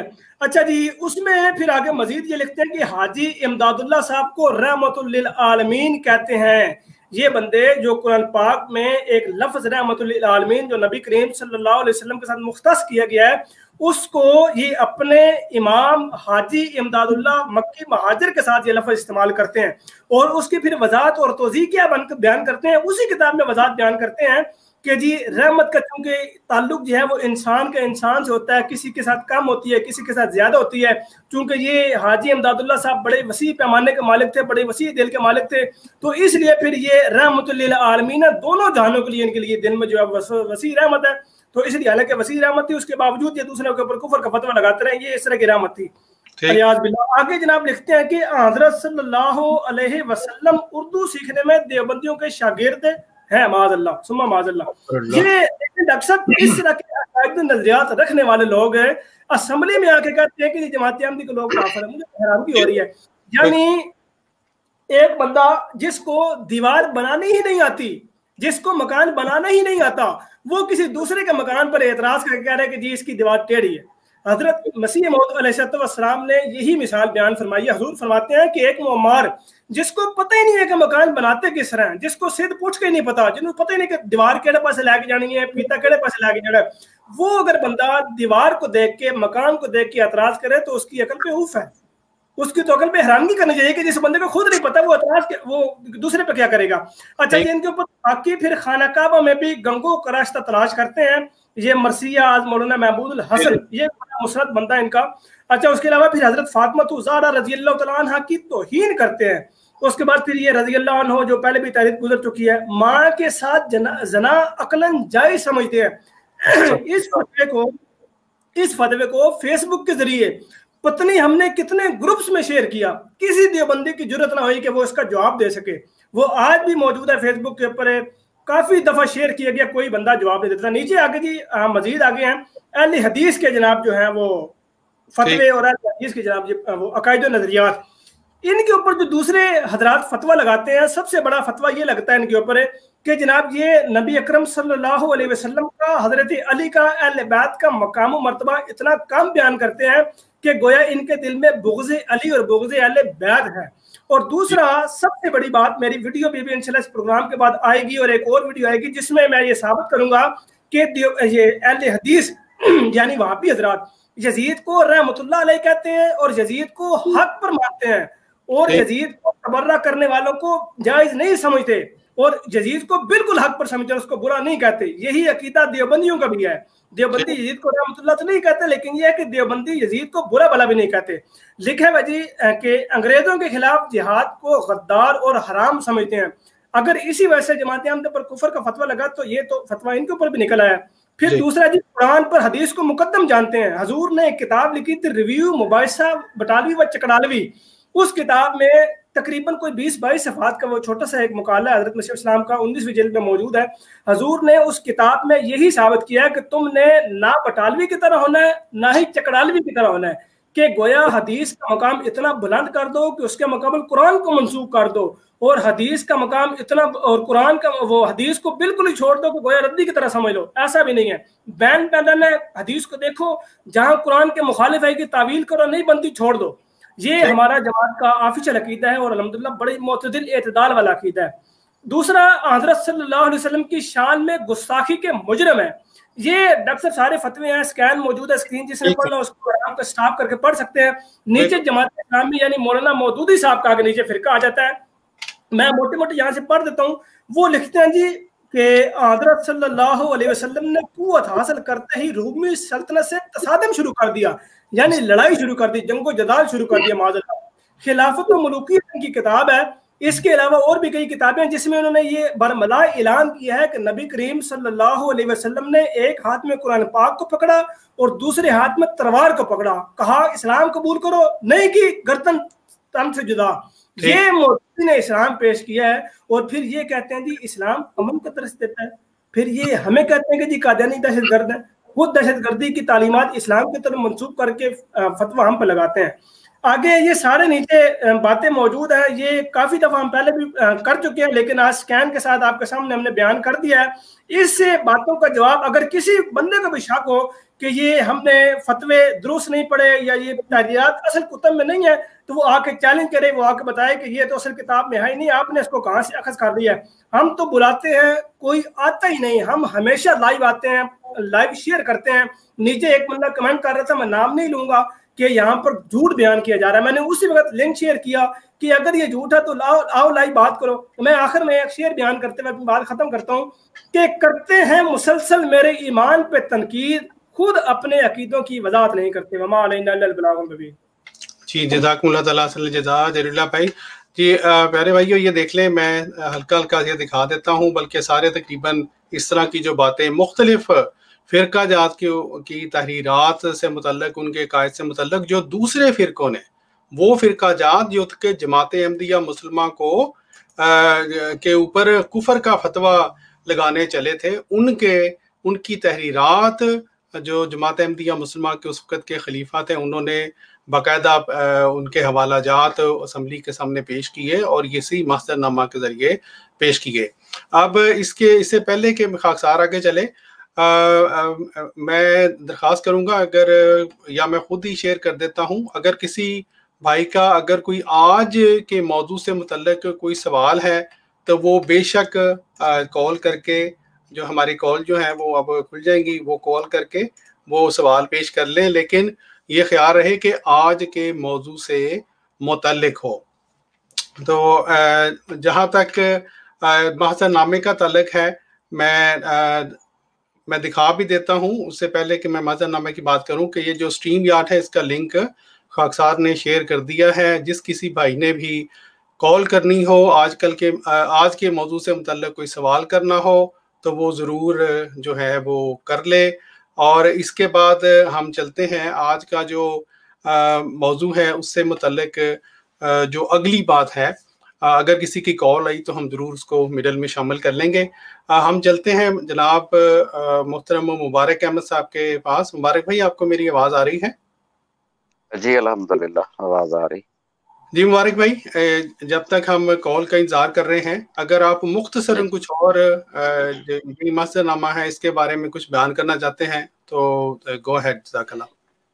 جی، جیسا کہ آپ نے ڈاکٹر صاحب ذکر کیا کہ مقام ختم نبوت جو حضرت رسول کریم صلی اللہ علیہ وآلہ وسلم کو اللہ تعالیٰ نے عطا کیا، اور جو شان حضرت مسیح موعود مرزا غلام احمد صاحب قادیانی علیہ الصلوۃ والسلام نے پیش کی ہے اس دور میں تو سمجھتا ہوں کہ میں چیلنج کر سکتا ہوں کہ کوئی بھی ایسی مثال ہمیں یہ نہیں لا کے دے سکتے جو شان مصطفیٰ رسول کریم صلی اللہ علیہ وآلہ وسلم کی مرزا غلام احمد صاحب نے الفاظوں میں ڈھال کر پیش کی ہے، وہ کوئی اب تک پیش نہیں کر سکا. اس محضر نامے میں بھی یہ اس کا ذکر ہوا، جیسا کہ آپ دیکھ سکتے ہیں صفحہ نمبر 101 اگر آپ شیئر کر دیں، وہاں پہ مقام ختم نبوت اور لفظ جو ختم نبوت ہے، خاتم ہے، اس کے بارے میں جو بحث ہوئی تو حضرت مسیح موعود علیہ الصلوۃ والسلام کا 101 جی ٹھیک ہے. جی آپ فرمائیں. آپ تو حضرت مسیح موعود علیہ الصلوۃ والسلام کی تحریر کے حوالے سے وہاں یہ پیش کیا گیا کہ ہمارے حضرت مسیح موعود علیہ الصلوۃ والسلام فرماتے ہیں، ازالہ ہوام میں یہ تحریر درج ہے، ہمارے سید و مولا حضرت محمد مصطفیٰ صلی اللہ علیہ وآلہ وسلم سب سے اعلیٰ مرتبہ پر آسمان میں جس سے بڑھ کر اور کوئی مرتبہ نہیں تشریف فرما ہے. جی اچھا ٹھیک ہے، ٹھیک آپ نے دکھا دیا، جزاک اللہ. اندہ سدرۃ المنتہا بالرفیق الاعلی، اور امت کے سلام و صلوات برابر حضرت صلی اللہ علیہ وآلہ وسلم میں حضور میں پہنچائے جاتے ہیں. اللہم صلی علی سیدنا محمد علی آل سیدنا محمد وعلی آل سیدنا محمد اکثر مما صلیت علی احد من انبیائک وبارک وسلم. نبیوں کا سردار، نبوت کا ایک روحانی کمال ہے کہ نبی ایک صاحب مرتبت موجود ہوتا ہے. صاحب کمال و مرتبت وجودوں میں خاتم وہی ہوتا ہے جو اس کمال میں آخری درجہ کو حاصل کرنے والا ہوتا ہے. اس حقیقت کے ثبوت میں بر صغیر، پاک و ہند اور بلاد عربیہ کی 41 مثالیں درج کی جاتی ہیں. اب یہ نیچے ڈاکٹر صاحب 41 مثالیں ہیں، میں چاہتا ہوں کہ یہ دوست خود اس کو روک کے پڑھ لیں چونکہ ہمارا ٹائم بہت کم ہے. یہ مستند کتب میں یہ حوالہ جات کے ساتھ خاتم کا لفظ جو بیان کیا گیا ہے وہ آپ دیکھ سکتے ہیں کہ شعراء کے متعلق ہے خاتم، اور حضرت علی کو اولیاء کے خاتم کہا گیا ہے. مختلف جگہ پر یہ 41 مثالیں جو ہیں وہ بیان کی گئی ہیں خاتم کے لفظ سے، جو عرب میں یہ محاورہ رائج تھا، جس کے متعلق جس کے تحت اللہ تعالیٰ نے بھی وہی جو ایک کلام، طرز کلام تھا وہ یہاں پہ بیان کرنا مقصود تھا، اور وہی یہاں پہ بیان ہوا ہے، اور وہی سمجھانے کی غرض سے کہ رسول کریم صلی اللہ علیہ وآلہ وسلم جو جن کا مقام جو ہے وہ ایسا مقام ہے جو تمام جو نبی ہیں ان سے بڑھ کر ہے، اور وہ کوئی اور نہیں ہو سکتا. جناب مولانا حالی حضرت شیخ سعدی، یہ اچھا یہ وہی چل رہا ہے سلسلہ، تو آگے میں پڑھ دیتا ہوں ایک حوالہ. اچھا، اس کے بعد یہاں پہ لکھا ہے کہ وہی شخص سب کا سردار اور سب سے افضل ہوگا. اچھا، ان استعمالات سے ظاہر ہے کہ اہل عرب اور دوسرے محققین علماء کے نزدیک جب بھی کسی ممدوح کو خاتم الشعراء یا خاتم الفقہاء یا خاتم المحدثین یا خاتم المفسرین کہا جاتا ہے تو اس کے معنی بہترین شاعر سب سے بڑا فقیہ اور سب سے بلند مرتبہ محدث یا مفسر ہونے کے ہوتے ہیں۔ ان معنوں کے روح سے خاتم النبیین کے معنی یہ معنی ہوں گے کہ حضرت محمد مصطفیٰ صلی اللہ علیہ وآلہ وسلم پر نبوت و رسالت کا ہر کمال ختم ہے۔ آپ سے بڑا یا آپ کے برابر کوئی نبی نہیں ہوا اور نہ ہو سکتا ہے۔ گویا آپ افضل الانبیاء اور سید المرسلین ہیں اور آپ سب نبیوں کے کمالات کے جامع ہیں۔ خاتم النبیین کے ان معنوں میں علماء امت کا اتفاق رہا ہے اور جماعت احمدیہ خاتم النبیین کے یہ معنی بھی ہر پہلو سے تسلیم کرتی ہے۔ چنانچہ حضرت بانی سلسلہ احمدیہ علیہ الصلوۃ والسلام فرماتے ہیں، میرا مذہب یہ ہے کہ اگر رسول اللہ صلی اللہ علیہ وآلہ وسلم کو الگ کیا جاتا تو کل نبی جو اس وقت تک گزر چکے تھے سب کے سب اکٹھے ہو کر وہ کام اور اصلاح کرنا چاہتے جو رسول کریم صلی اللہ علیہ وآلہ وسلم نے کی، ہرگز نہ کر سکتے۔ ان میں وہ دل اور قوت نہ تھی جو ہمارے نبی صلی اللہ علیہ وآلہ وسلم کو ملی تھی۔ اگر کوئی کہے کہ یہ نبیوں کی معاذ اللہ سوء ادبی ہے تو وہ نادان مجھ پر افطرا کرے گا۔ میں نبیوں کی عزت و حرمت کرنا اپنے ایمان کا جزو سمجھتا ہوں، لیکن نبی صلی اللہ علیہ وآلہ وسلم کی فضیلت کل انبیاء پر میرے ایمان کا جزو اعظم اور میرے رگ و ریشہ میں ملی ہوئی بات ہے۔ یہ میرے اختیار میں نہیں کہ میں اس کو نکال دوں۔ الحکم 17 جنوری 1901۔ تو یہ وہ مقام تھا۔ آگے پھر فرماتے ہیں کہ نبیوں کو ختم کرنے والے، یعنی اگر یہ معنی لیا جائے کہ نبیوں کو ختم کرنے والے، فرماتے ہیں کہ اگر نبیوں کو ختم کرنے والا کے معنی کیے جائیں تب یہ غور طلب امر ہوگا کہ حضور صلی اللہ علیہ وآلہ وسلم کس طرح نبیوں کو ختم فرمایا۔ جسمانی اور مادی زندگی کے ختم کرنے کا سوال نہ تھا، وہ سب نبی تو پہلے ہی فوت ہو چکے تھے۔ جو ایک نبی حضرت عیسیٰ علیہ الصلوۃ والسلام کو زندہ سمجھے جاتے تھے، وہ حضرت خاتم النبیین حضرت رسول اللہ صلی اللہ علیہ وآلہ وسلم کے بعد بھی زندہ قرار دیے جاتے ہیں۔ باقی رہا معنوی طور پر ختم کرنا، تو یہ درست ہے کہ حضرت خاتم النبیین صلی اللہ علیہ وآلہ وسلم سب نبیوں کو بلحاظ کمالات ختم کر دیا، یعنی آپ سب نبیوں سے کامل تر، بلند تر اور اعلیٰ تر ہیں، اور آپ کی شان یہ ہے کہ آپ صلی اللہ علیہ وآلہ وسلم پر فقط نبوت ہی نہیں جملہ کمالات روحانی بھی ختم ہو گئے، جیسا کہ حضرت بانی سلسلہ احمدیہ فرماتے ہیں، ختم شد بر نفس باکش ہر کمال، لا جرم شد ختم ہر پیغمبر۔ آپ اپنی کتاب توسیع مرام میں مزید فرماتے ہیں۔ مبارک بھائی، یہ چونکہ لمبا موضوع ہے جی ٹھیک ہے، کافی حد تک ماشاءاللہ پیش کر دیا ہے۔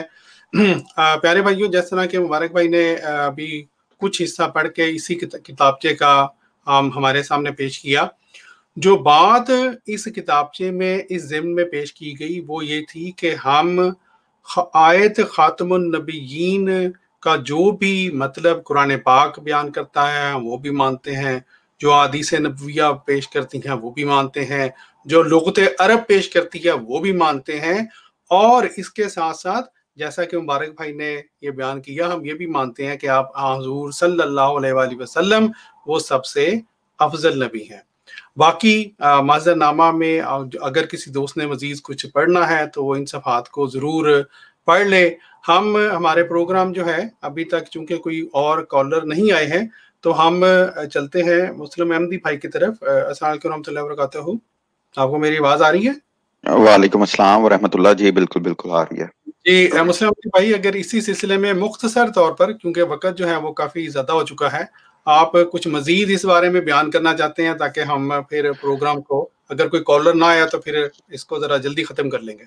جی جزاک اللہ، میں بالکل کوشش کروں گا کہ جتنا مختصر ہو کے اس کو پیش کیا جا سکے، اور اس کا لب لباب ہی دوستوں کی خدمت میں رکھوں گا۔ پھر چیز یہ ہے کہ ڈاکٹر صاحب، جیسا کہ آج کے دور میں بھی وہی گھسے پٹے اعتراضات ہیں جو جب بھی کسی سے آپ کی بات ہو یا کہ کوئی بھی فرد جماعت احمدیہ کے کسی فرد سے ملاقات کرتا ہے تو وہی گھسے پٹے 4-5 اعتراضات ہیں، انہی کو لے کے بنیاد بناتا ہے۔ تو ان میں سے ایک اعتراض تھا جو جہاد سے تعلق رکھتا تھا، اور اسی بات کو قومی مسلم بھائی اگر آپ برا نہ منائیں، ایک ہمارے پاس کالر ہیں، ان کی اگر کال لے لیں اس سے پہلے۔ جی جی جی جی ضرور ضرور۔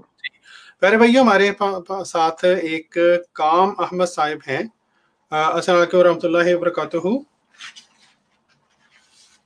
جی کام احمد صاحب، آپ کو میری آواز آ رہی ہے؟ میں آپ کا مائک، میرا خیال مائک انہوں نے خود ہی میوٹ کیا ہوا ہے۔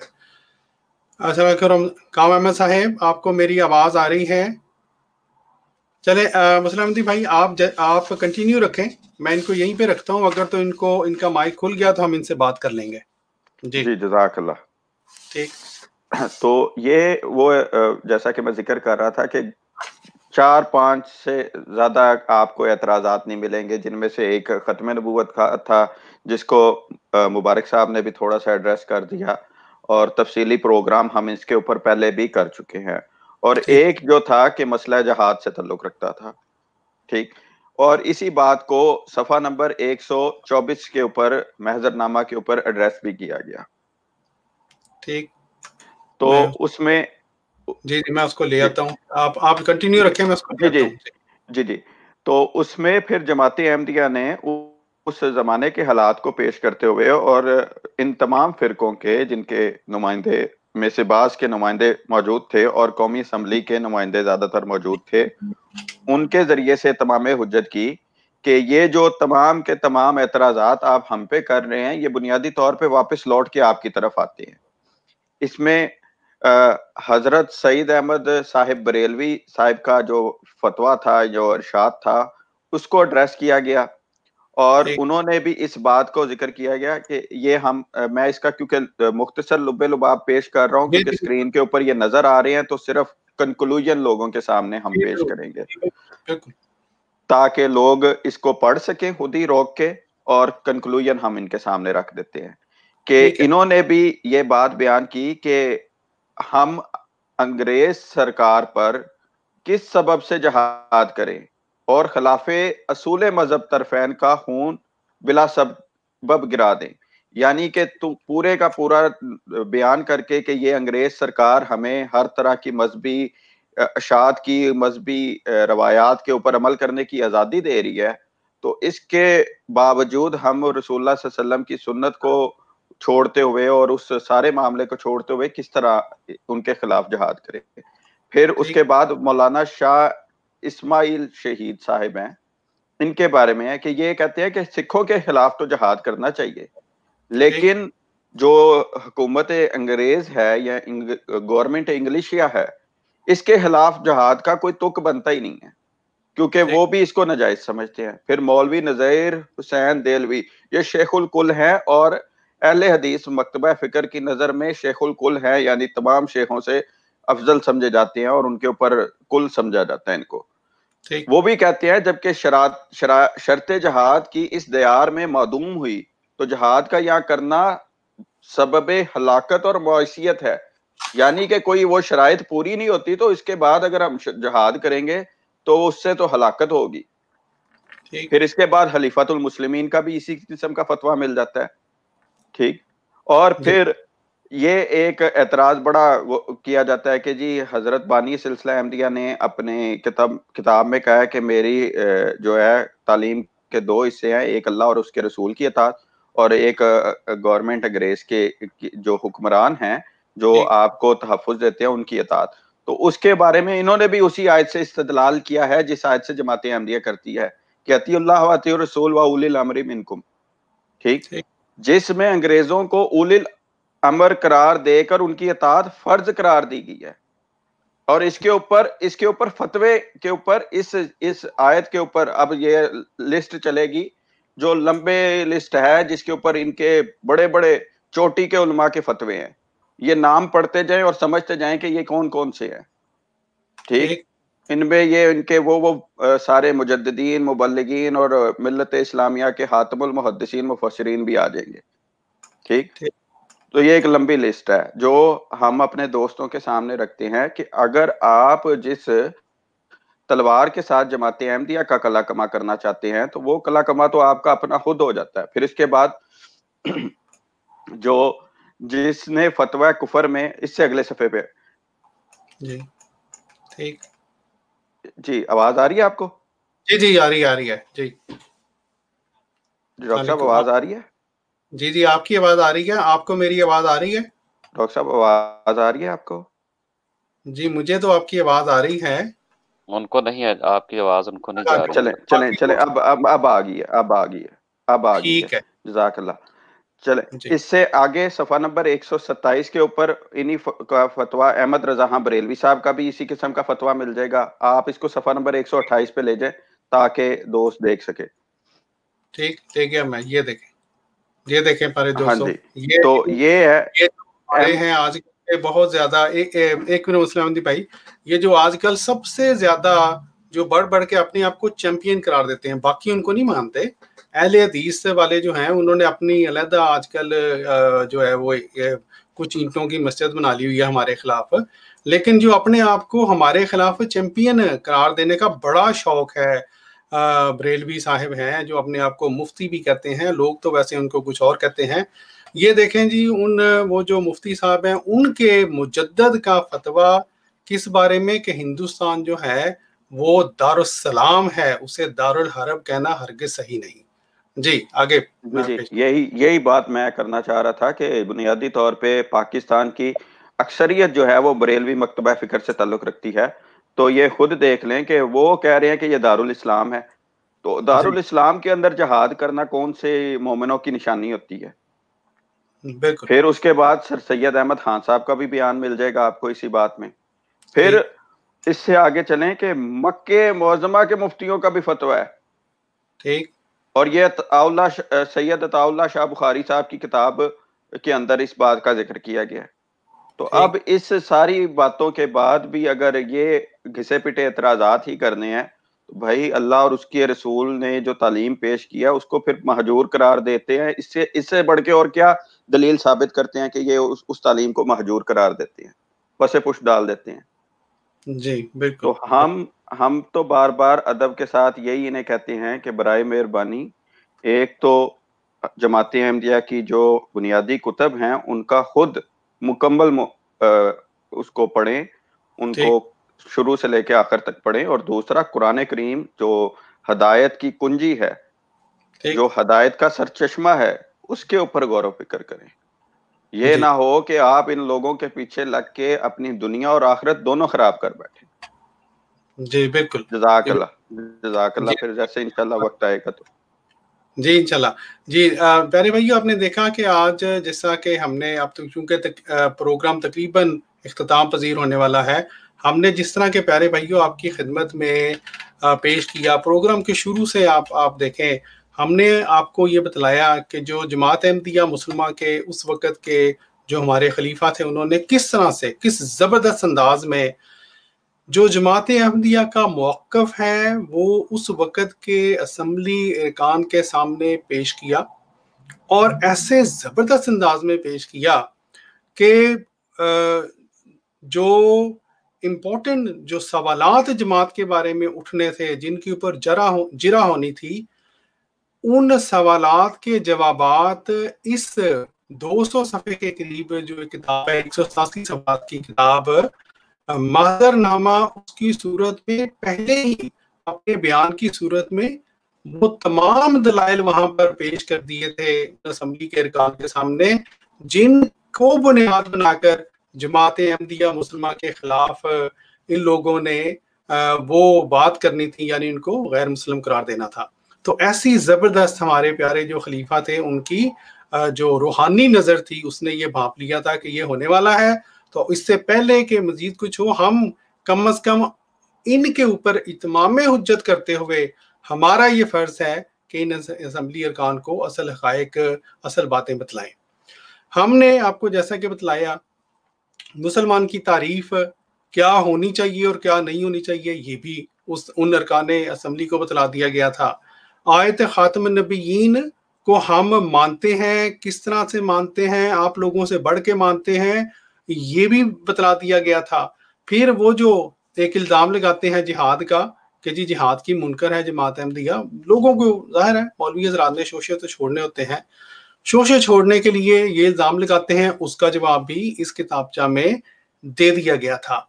अब एक और बात, बहुत ही अहम बात, जिसके ऊपर ये मौलवी हजरात बहुत ज़्यादा उछल कूद किया करते हैं, वो खाकसार आपको दिखलाकर आगे बढ़ना चाहता है इससे पहले कि हम आज के प्रोग्राम को ख़त्म करें। वो ये है कि ये लोग ये बयान इस तरह की बातें किया करते हैं कि गोया नौज़ुबिल्लाह माअज़ल्लाह हज़रत मिर्ज़ा ग़ुलाम अहमद कादियानी अलैहिस्सलाम वो कोई इस काबिल नहीं थे कि वो नबी बन सके। और ये ऐसा इतराज़ है, ये एक ऐसा शोशा है जो कि हर वक़्त के नबी के बारे में उस वक़्त के जो हैं मुनकरीन और जो हैं उन्होंने हमेशा ये शोशा छोड़ा है। ये अलग बात है कि हमारे जो गैर अहमदी हज़रात हैं मौलमा, वो ये तो बतलाया करते हैं कि हुज़ूर सल्लल्लाहु अलैहि वसल्लम मिसाल के तौर पर उनको कौम सादिक और अमीन कहा करती थी। ये नहीं बतलाते, जो कि मैं अक्सर पेश किया करता हूँ, कि कुरान पाक ने ये गवाही दी है कि हुज़ूर सल्लल्लाहु अलैहि वसल्लम को कुफार क्या कहा करते थे, वक़ाल अल काफ़िरूना हाज़ा साहिरुन कज़्ज़ाब, अस्तग़फिरुल्लाह, कि कुफार जो थे वो हमारे प्यारे नबी सल्लल्लाहु अलैहि वसल्लम को साहिर और कज़्ज़ाब कहा करते थे, माज़अल्लाह नौज़ुबिल्लाह। बहरहाल वो चूंकि एतराज़ पेश होना था असम्बली में, इसलिए उसका पहले से तदारक करते हुए हमारे उस वक़्त के खलीफा हज़रत मिर्ज़ा नासिर अहमद साहिब ने ये बाज़ हवालाजात वहाँ पे पेश किए और गैर अहमदी उलमा के हवालाजात पेश किए। ये मसलन वकील अखबार का मौलाना अबुल कलाम आज़ाद, ये उनके उसके मुदीर थे, उनका ये हवाला पेश किया हज़रत मसीह मौऊद अलैहिस्सलाम हज़रत मिर्ज़ा ग़ुलाम अहमद कादियानी अलैहिस्सलाम के बारे में कि आपकी शख्सियत जो थी वो किस कदर आला जो थे इक़दार की मालिक थी और किस कदर जो आपकी खिदमात है, ये देखें मसीहियों आरियों के मुकाबले पर जिस तरह की खिदमात हज़रत मसीह मौऊद अलैहिस्सलाम ने पेश की। मैं इस हवाले को सिर्फ दिखलाकर जो है वो आगे बढ़ना चाहता हूँ, क्योंकि टाइम पहले ही काफ़ी ज़्यादा हो चुका है और ये बहवाला बदर उन्होंने पेश किया और ये इंशाल्लाह हमारे पास ये हवाला मौजूद भी है, अगर किसी दोस्त को चाहिए हो तो ये इंशाल्लाह मिल जाएगा। इसी तरह और भी अखबारात थे, हवाला जात उस असम्बली के अरकान के सामने पेश करके ये बात साबित की गई कि हज़रत मसीह मौऊद अलैहिस्सलाम के बारे में ये जो झूठा प्रोपेगेंडा किया जाता है, और मौलवी भी अमूमन कहा करते हैं कि जी मिर्ज़ा साहब को आप कम अज़ कम कोई कहते हैं नौज़ुबिल्लाह माज़अल्लाह कोई अच्छा इंसान तो साबित कर दो। तो ये मौलवी हज़रात खुद देख लें, आपके जो बड़े थे, आपके बड़े थे हज़रत मसीह मौऊद अलैहिस्सलाम के ज़माना के जो मौलवी थे, जो उलमा थे, वो इख्तलाफ के बावजूद हज़रत मसीह मौऊद अलैहिस्सलाम के बारे में कितने ज़बरदस्त कलमात जो हैं वो लिख चुके हैं। ये मैं हल्का हल्का सा इसको गुजार दिया है मैंने। जिस दोस्त ने पढ़ना हो वो ज़रूर रोक के पढ़ ले। और ये जैसा कि मैंने कहा है प्रोग्राम का तकरीबन आखिरी हिस्सा है, अगर किसी दोस्त ने कुछ मज़ीद बयान करना है, कोई बात रह गई है तो ठीक है, वरना खाकसार इस प्रोग्राम को ख़त्म कर। वो किताब मेजरनामा के आखिर पे जो एक तजवीज़ लिखी हुई है कि इस उम्मत मोहम्मदिया का आखिर हल क्या है, ये कुफर की फैक्ट्री और ये लड़ाई झगड़े और ये फिरकों का, ये इसका हल क्या है, वो आखिरी पेज जो है वो मैं पढ़ना चाह रहा था, अगर आप वो दिखा दें। जी जरूर। सफ़ा नंबर क्या है? लास्ट पेज है मेजरनामा किताब का। ठीक है, दुआ के ऊपर या नहीं दुआ नहीं, सॉरी मादर चाहता हूँ, मैं बताता हूँ आपको, पेज नंबर है 184। जी वो बिल्कुल ठीक है, 184 ये वाली स्क्रीन शेयर नहीं हुई अभी, एक मिनट सॉरी। आप पढ़ना शुरू कर देना। नहीं वो सामने आ जाते हैं, साथ साथ पढ़ लेते तो ज्यादा बेहतर रहेगा। ठीक है जी, आप देखें جی اب شو ہوگی، جی ٹھیک ہے بالکل صحیح، یہ 184 اس میں وحدت اسلامیہ کی بقا کی واحد صورت لکھتے ہوئے بیان فرماتے ہیں کہ ہمارے نزدیک عالم اسلام خصوصاً پاکستان پہلے ہی مذہب کے نام پر شورشوں سے بہت نقصان اٹھا چکا ہے، اس لیے معزز ایوان کا فرض اولین ہے کہ وہ احمدی مسلمانوں کے خلاف موجودہ فسادات اور ہنگامہ آرائی کے پیش نظر فرقہ پرستی کے خوفناک نتائج پر غور کرے۔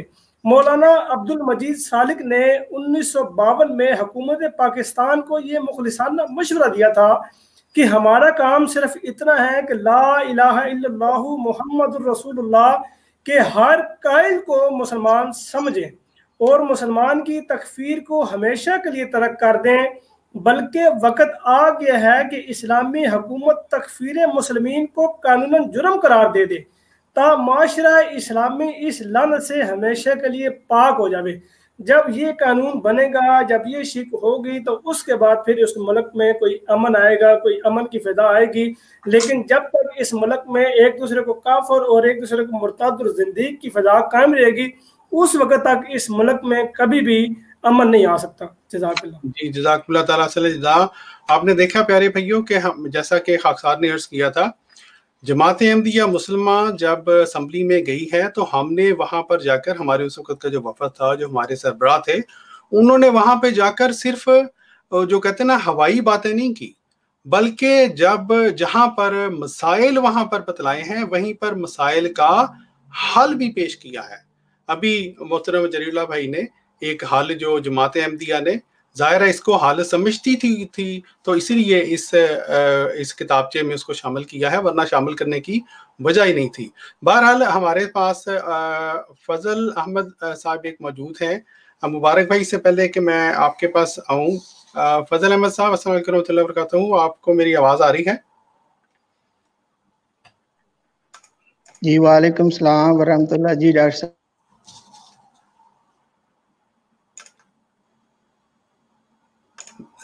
ان کا مائک کھول دیں، میرا خیال آپ بھی کھول رہے ہیں، میں بھی کھول رہا ہوں۔ جری بھائی ان کا مائک کھول دیں اگر پلیز۔ جی فضل بھائی، آپ کو میری آواز آ رہی ہے؟ جی آپ کی آواز آ رہی ہے، میری آواز آ رہی ہے آپ کو؟ جی اب آپ کی آواز آ رہی ہے، جی فرمائیں۔ اچھا جی، السلام علیکم ورحمۃ اللہ تمام احباب کو۔ السلام ورحمۃ اللہ۔ جی آپ نے ماشاءاللہ بہت ہی عمدہ انداز میں سب احباب نے جو ہے اس کی تفصیلات بیان کی ہیں، اور میں یہ بھی دیکھ رہا تھا کہ کوئی بھی اس میں جو ہے نا وہ غیر جماعت احمدی جو بھائی ہیں ان میں سے کوئی بھی آیا نہیں اس پہ بات کرنے کے لیے، ویسے یہ کہتے رہتے ہیں۔ تو اس میں ایک دو اگر آپ اجازت ہے تو گزارشات خاکسار نے مختصراً کرنی ہے۔ جی مختصراً طور پر جی بالکل مختصراً، کہ ایک جہاں پر انہوں نے یہ قرآن و حدیث کے مخالف جاتے ہوئے 74 کی اسمبلی میں انہوں نے مسلمان کی ایک ایسی تشریح کرنی چاہیے جو کہ for the purpose of constitution تھی، جس کا قرآن و حدیث سے کوئی ثبوت نہیں ملتا تھا۔ اس کے علاوہ ایک اور حدیث کے بھی یہ وہاں پہ خلاف گئے، جس میں یہ تھا کہ نبی کریم صلی اللہ علیہ وسلم نے تو فرمایا تھا کہ ایک وقت آنا ہے کہ میری امت نے 73 فرقوں میں بٹ جانا ہے، اور ایک نے جو ہے وہ ٹھیک ہونا ہے اور باقی نے جو ہے وہ غلط ہونا ہے۔ تو اس دن انہوں نے یہ فیصلہ کیا کہ نبی کریم صلی اللہ علیہ وسلم کی اس واضح جو ہے پیشگوئی کے برخلاف جاتے ہوئے اپنے آپ کو سب نے تو جو ہے وہ ٹھیک ثابت کیا، اور نبی کریم صلی اللہ علیہ وسلم کی حدیث کے مخالف جاتے ہوئے ایک کو انہوں نے غلط ثابت کرنے کی کوشش کی۔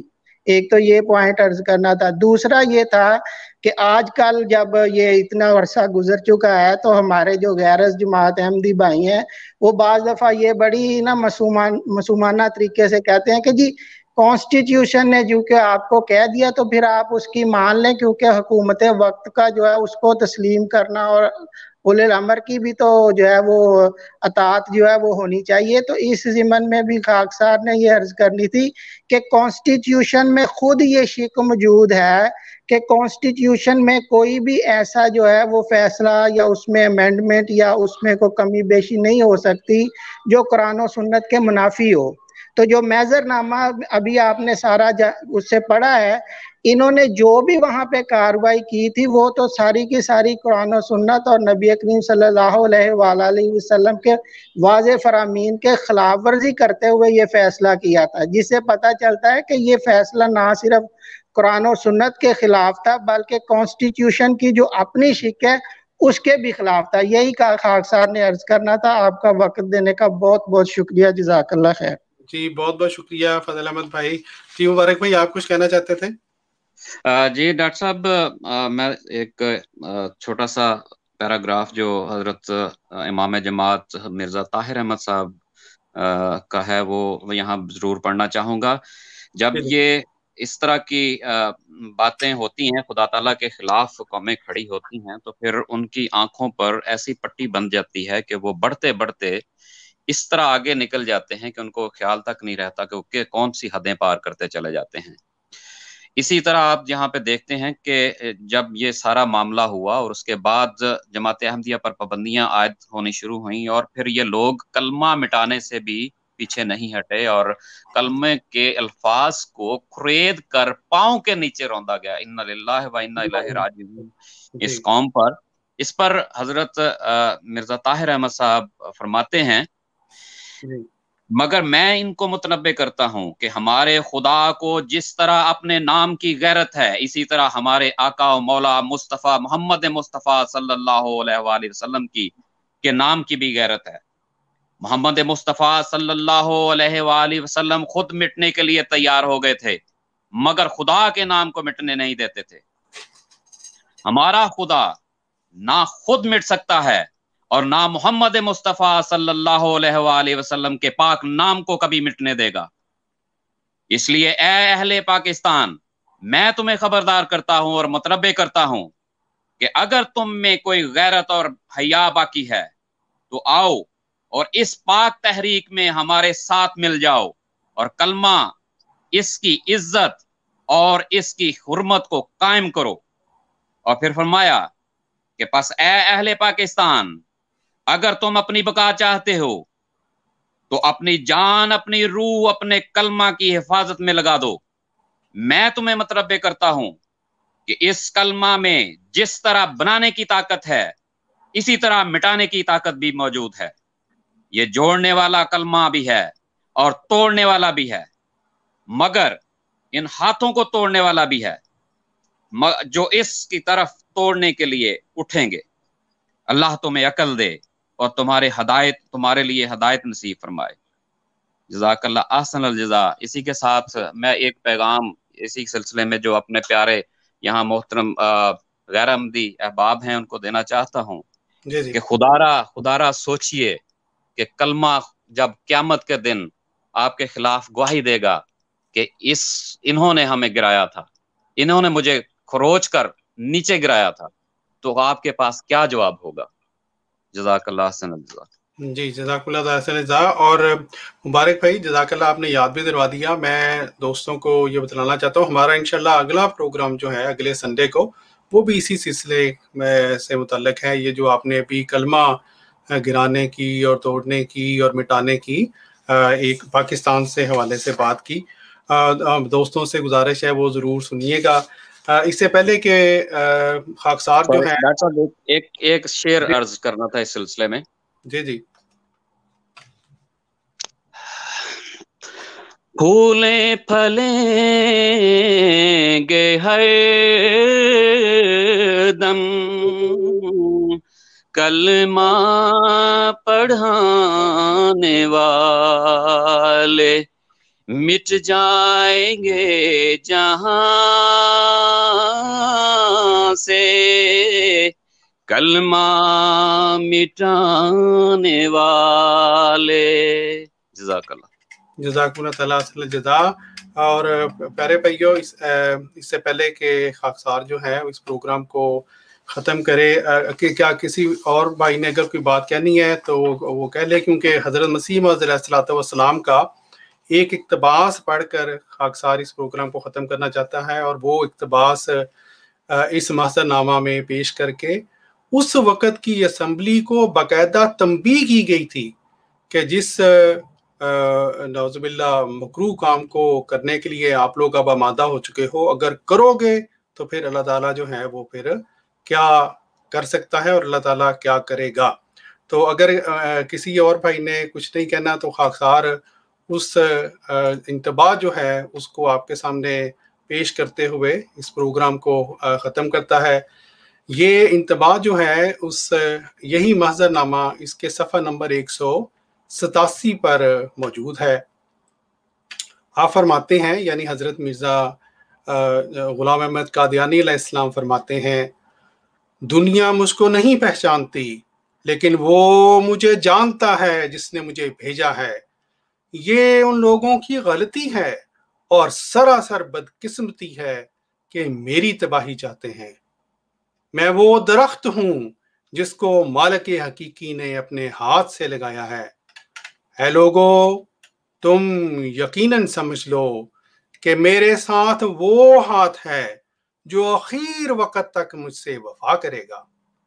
अगर तुम्हारे मर्द और तुम्हारी औरतें और तुम्हारे जवान और तुम्हारे बूढ़े और तुम्हारे छोटे और तुम्हारे बड़े सब मिलकर मेरे हलाक करने के लिए दुआएं करें, यहाँ तक कि सजदे करते करते नाक गल जाएं और हाथ शल हो जाएं, तब भी खुदा हरगिज तुम्हारी दुआ को नहीं सुनेगा और नहीं रुकेगा जब तक वो अपने काम को पूरा न कर ले। और अगर इंसानों में से एक भी मेरे साथ ना हो तो खुदा के फरिश्ते मेरे साथ होंगे, और अगर तुम गवाही को छुपाओगे तो करीब है कि पत्थर मेरे लिए गवाही दें। बस अपनी जानों पर जुल्म मत करो, बस अपनी जानों पर जुल्म मत करो। काज़िबों के और मुंह होते हैं और सादकों के और खुदा किसी अमर को बगैर फैसला के नहीं छोड़ता। फिर आप फरमाते हैं, मैं उस जिंदगी पर लानत भेजता हूँ जो झूठ और इफ्तरा के साथ हो, और नीज उस हालत पर भी कि मखलूक से डर कर खालक के अमर से किनारा कशी की जाए। वो खिदमत जो ऐन वक्त पर खुदावंदे कदीर ने मेरे सुपुर्द की है और उसी के लिए मुझे पैदा किया है, हरगिज मुमकिन नहीं कि मैं उसमें सुस्ती करूं। अगरचे आफताब एक तरफ से और जमीन एक तरफ से बाहम मिलकर कुचलना चाहें। इंसान क्या चीज है, महज एक कीड़ा, और बशर क्या है, महज एक मुग़ज़ा। बस क्यों कर मैं हय्यो क़य्यूम के हुक्म को एक कीड़े या मुग़ज़ा के लिए टाल दूं। जिस तरह खुदा ने पहले मामूरीन और मुकज़्ज़बीन में आखिर एक दिन फैसला कर दिया, इसी तरह वो इस वक्त भी फैसला करेगा। खुदा के मामूरीन के आने के लिए भी एक मौसम होते हैं और फिर जाने के लिए भी एक मौसम। बस यकीनन समझो कि मैं ना बेमौसम आया हूं और ना बेमौसम जाऊंगा। खुदा से मत लड़ो, ये तुम्हारा काम नहीं कि मुझे तबाह कर दो। और मैं ये आखिर में इसको दोबारा पढ़ूंगा और अपने जो हमारे गैरमदी भाई हैं उनको भी ये हजरत मसीह मौऊद अलैहिस्सलातु वस्सलाम के कलाम की रोशनी में ये अर्ज करूंगा, खुदा से मत लड़ो, ये तुम्हारा काम नहीं कि मुझे तबाह कर दो, यानी हजरत मसीह मौऊद अलैहिस्सलातु वस्सलाम की जमात को तबाह कर दो। तो ये प्यारे भाइयों, ये था हमारा आज का प्रोग्राम। हमने महज अल्लाह ताला के फजल से महज़रनामा जो जमात अहमदिया ने उस वक़्त असम्बली अरकान के सामने पेश किया, हमने उसके मुख्तलिफ हिस्सा जात आपके सामने पेश किए और आपको ये बतलाया और दिखलाया और समझाने की कोशिश की कि देखें अल्लाह ताला के फजल से हमारा ताल्लुक किस कदर ज़बरदस्त जमात के साथ है, जिनके साथ कुरान है, जिनके साथ हुज़ूर सल्लल्लाहु अलैहि वसल्लम के फरमान हैं, जिनके साथ खुदा ताला की ताईद है। और 1974 क्या, उससे पहले और उसके बाद के वाक़यात आप उठाकर देख लें। बड़े बड़े दावे करने वाले उलट गए, बड़े बड़े दावे करने वाले तबाह बर्बाद हो गए और जमात अहमदिया का कदम पहले से आगे बढ़ रहा है और इंशाल्लाह आगे ही بڑھتا چلا جائے گا۔ اور آخر میں یاد دہانی کرا دوں، یہ ہمارا اس سلسلے کا یعنی 1974 کی کارروائی کے سلسلے کا یہ پہلا پروگرام تھا۔ یہ سلسلہ انشاءاللہ ہم آگے بڑھائیں گے، اور آپ دوستوں کو 1974 کی جو کارروائی کی رپورٹ چھپ چکی ہے اس کی روشنی میں یہ ثابت کریں گے کہ واقعی ہمارے اس وقت کے جو خلیفہ تھے حضرت خلیفۃ المسیح الثالث رحمۃ اللہ علیہ، انہوں نے ایسے منہ توڑ جواب اور مدلل جواب اس اسمبلی کے ارکان کے سامنے پیش کیے تھے کہ جس کو وہ، جس طرح کہ پہلے میں نے عرض کیا تھا، ایک غیر احمدی مولوی صاحب نے کہا کہ پانی پلا کے مارا۔ اس کے ساتھ ہی خاکسار کو دیجیے اجازت، انشاءاللہ اگلے پروگرام میں اگلے سنڈے کو پاکستان کے 8 بجے دوبارہ آپ سے ملاقات ہوگی۔ تب تک کے لیے اجازت دیجیے۔ السلام علیکم ورحمۃ اللہ وبرکاتہ۔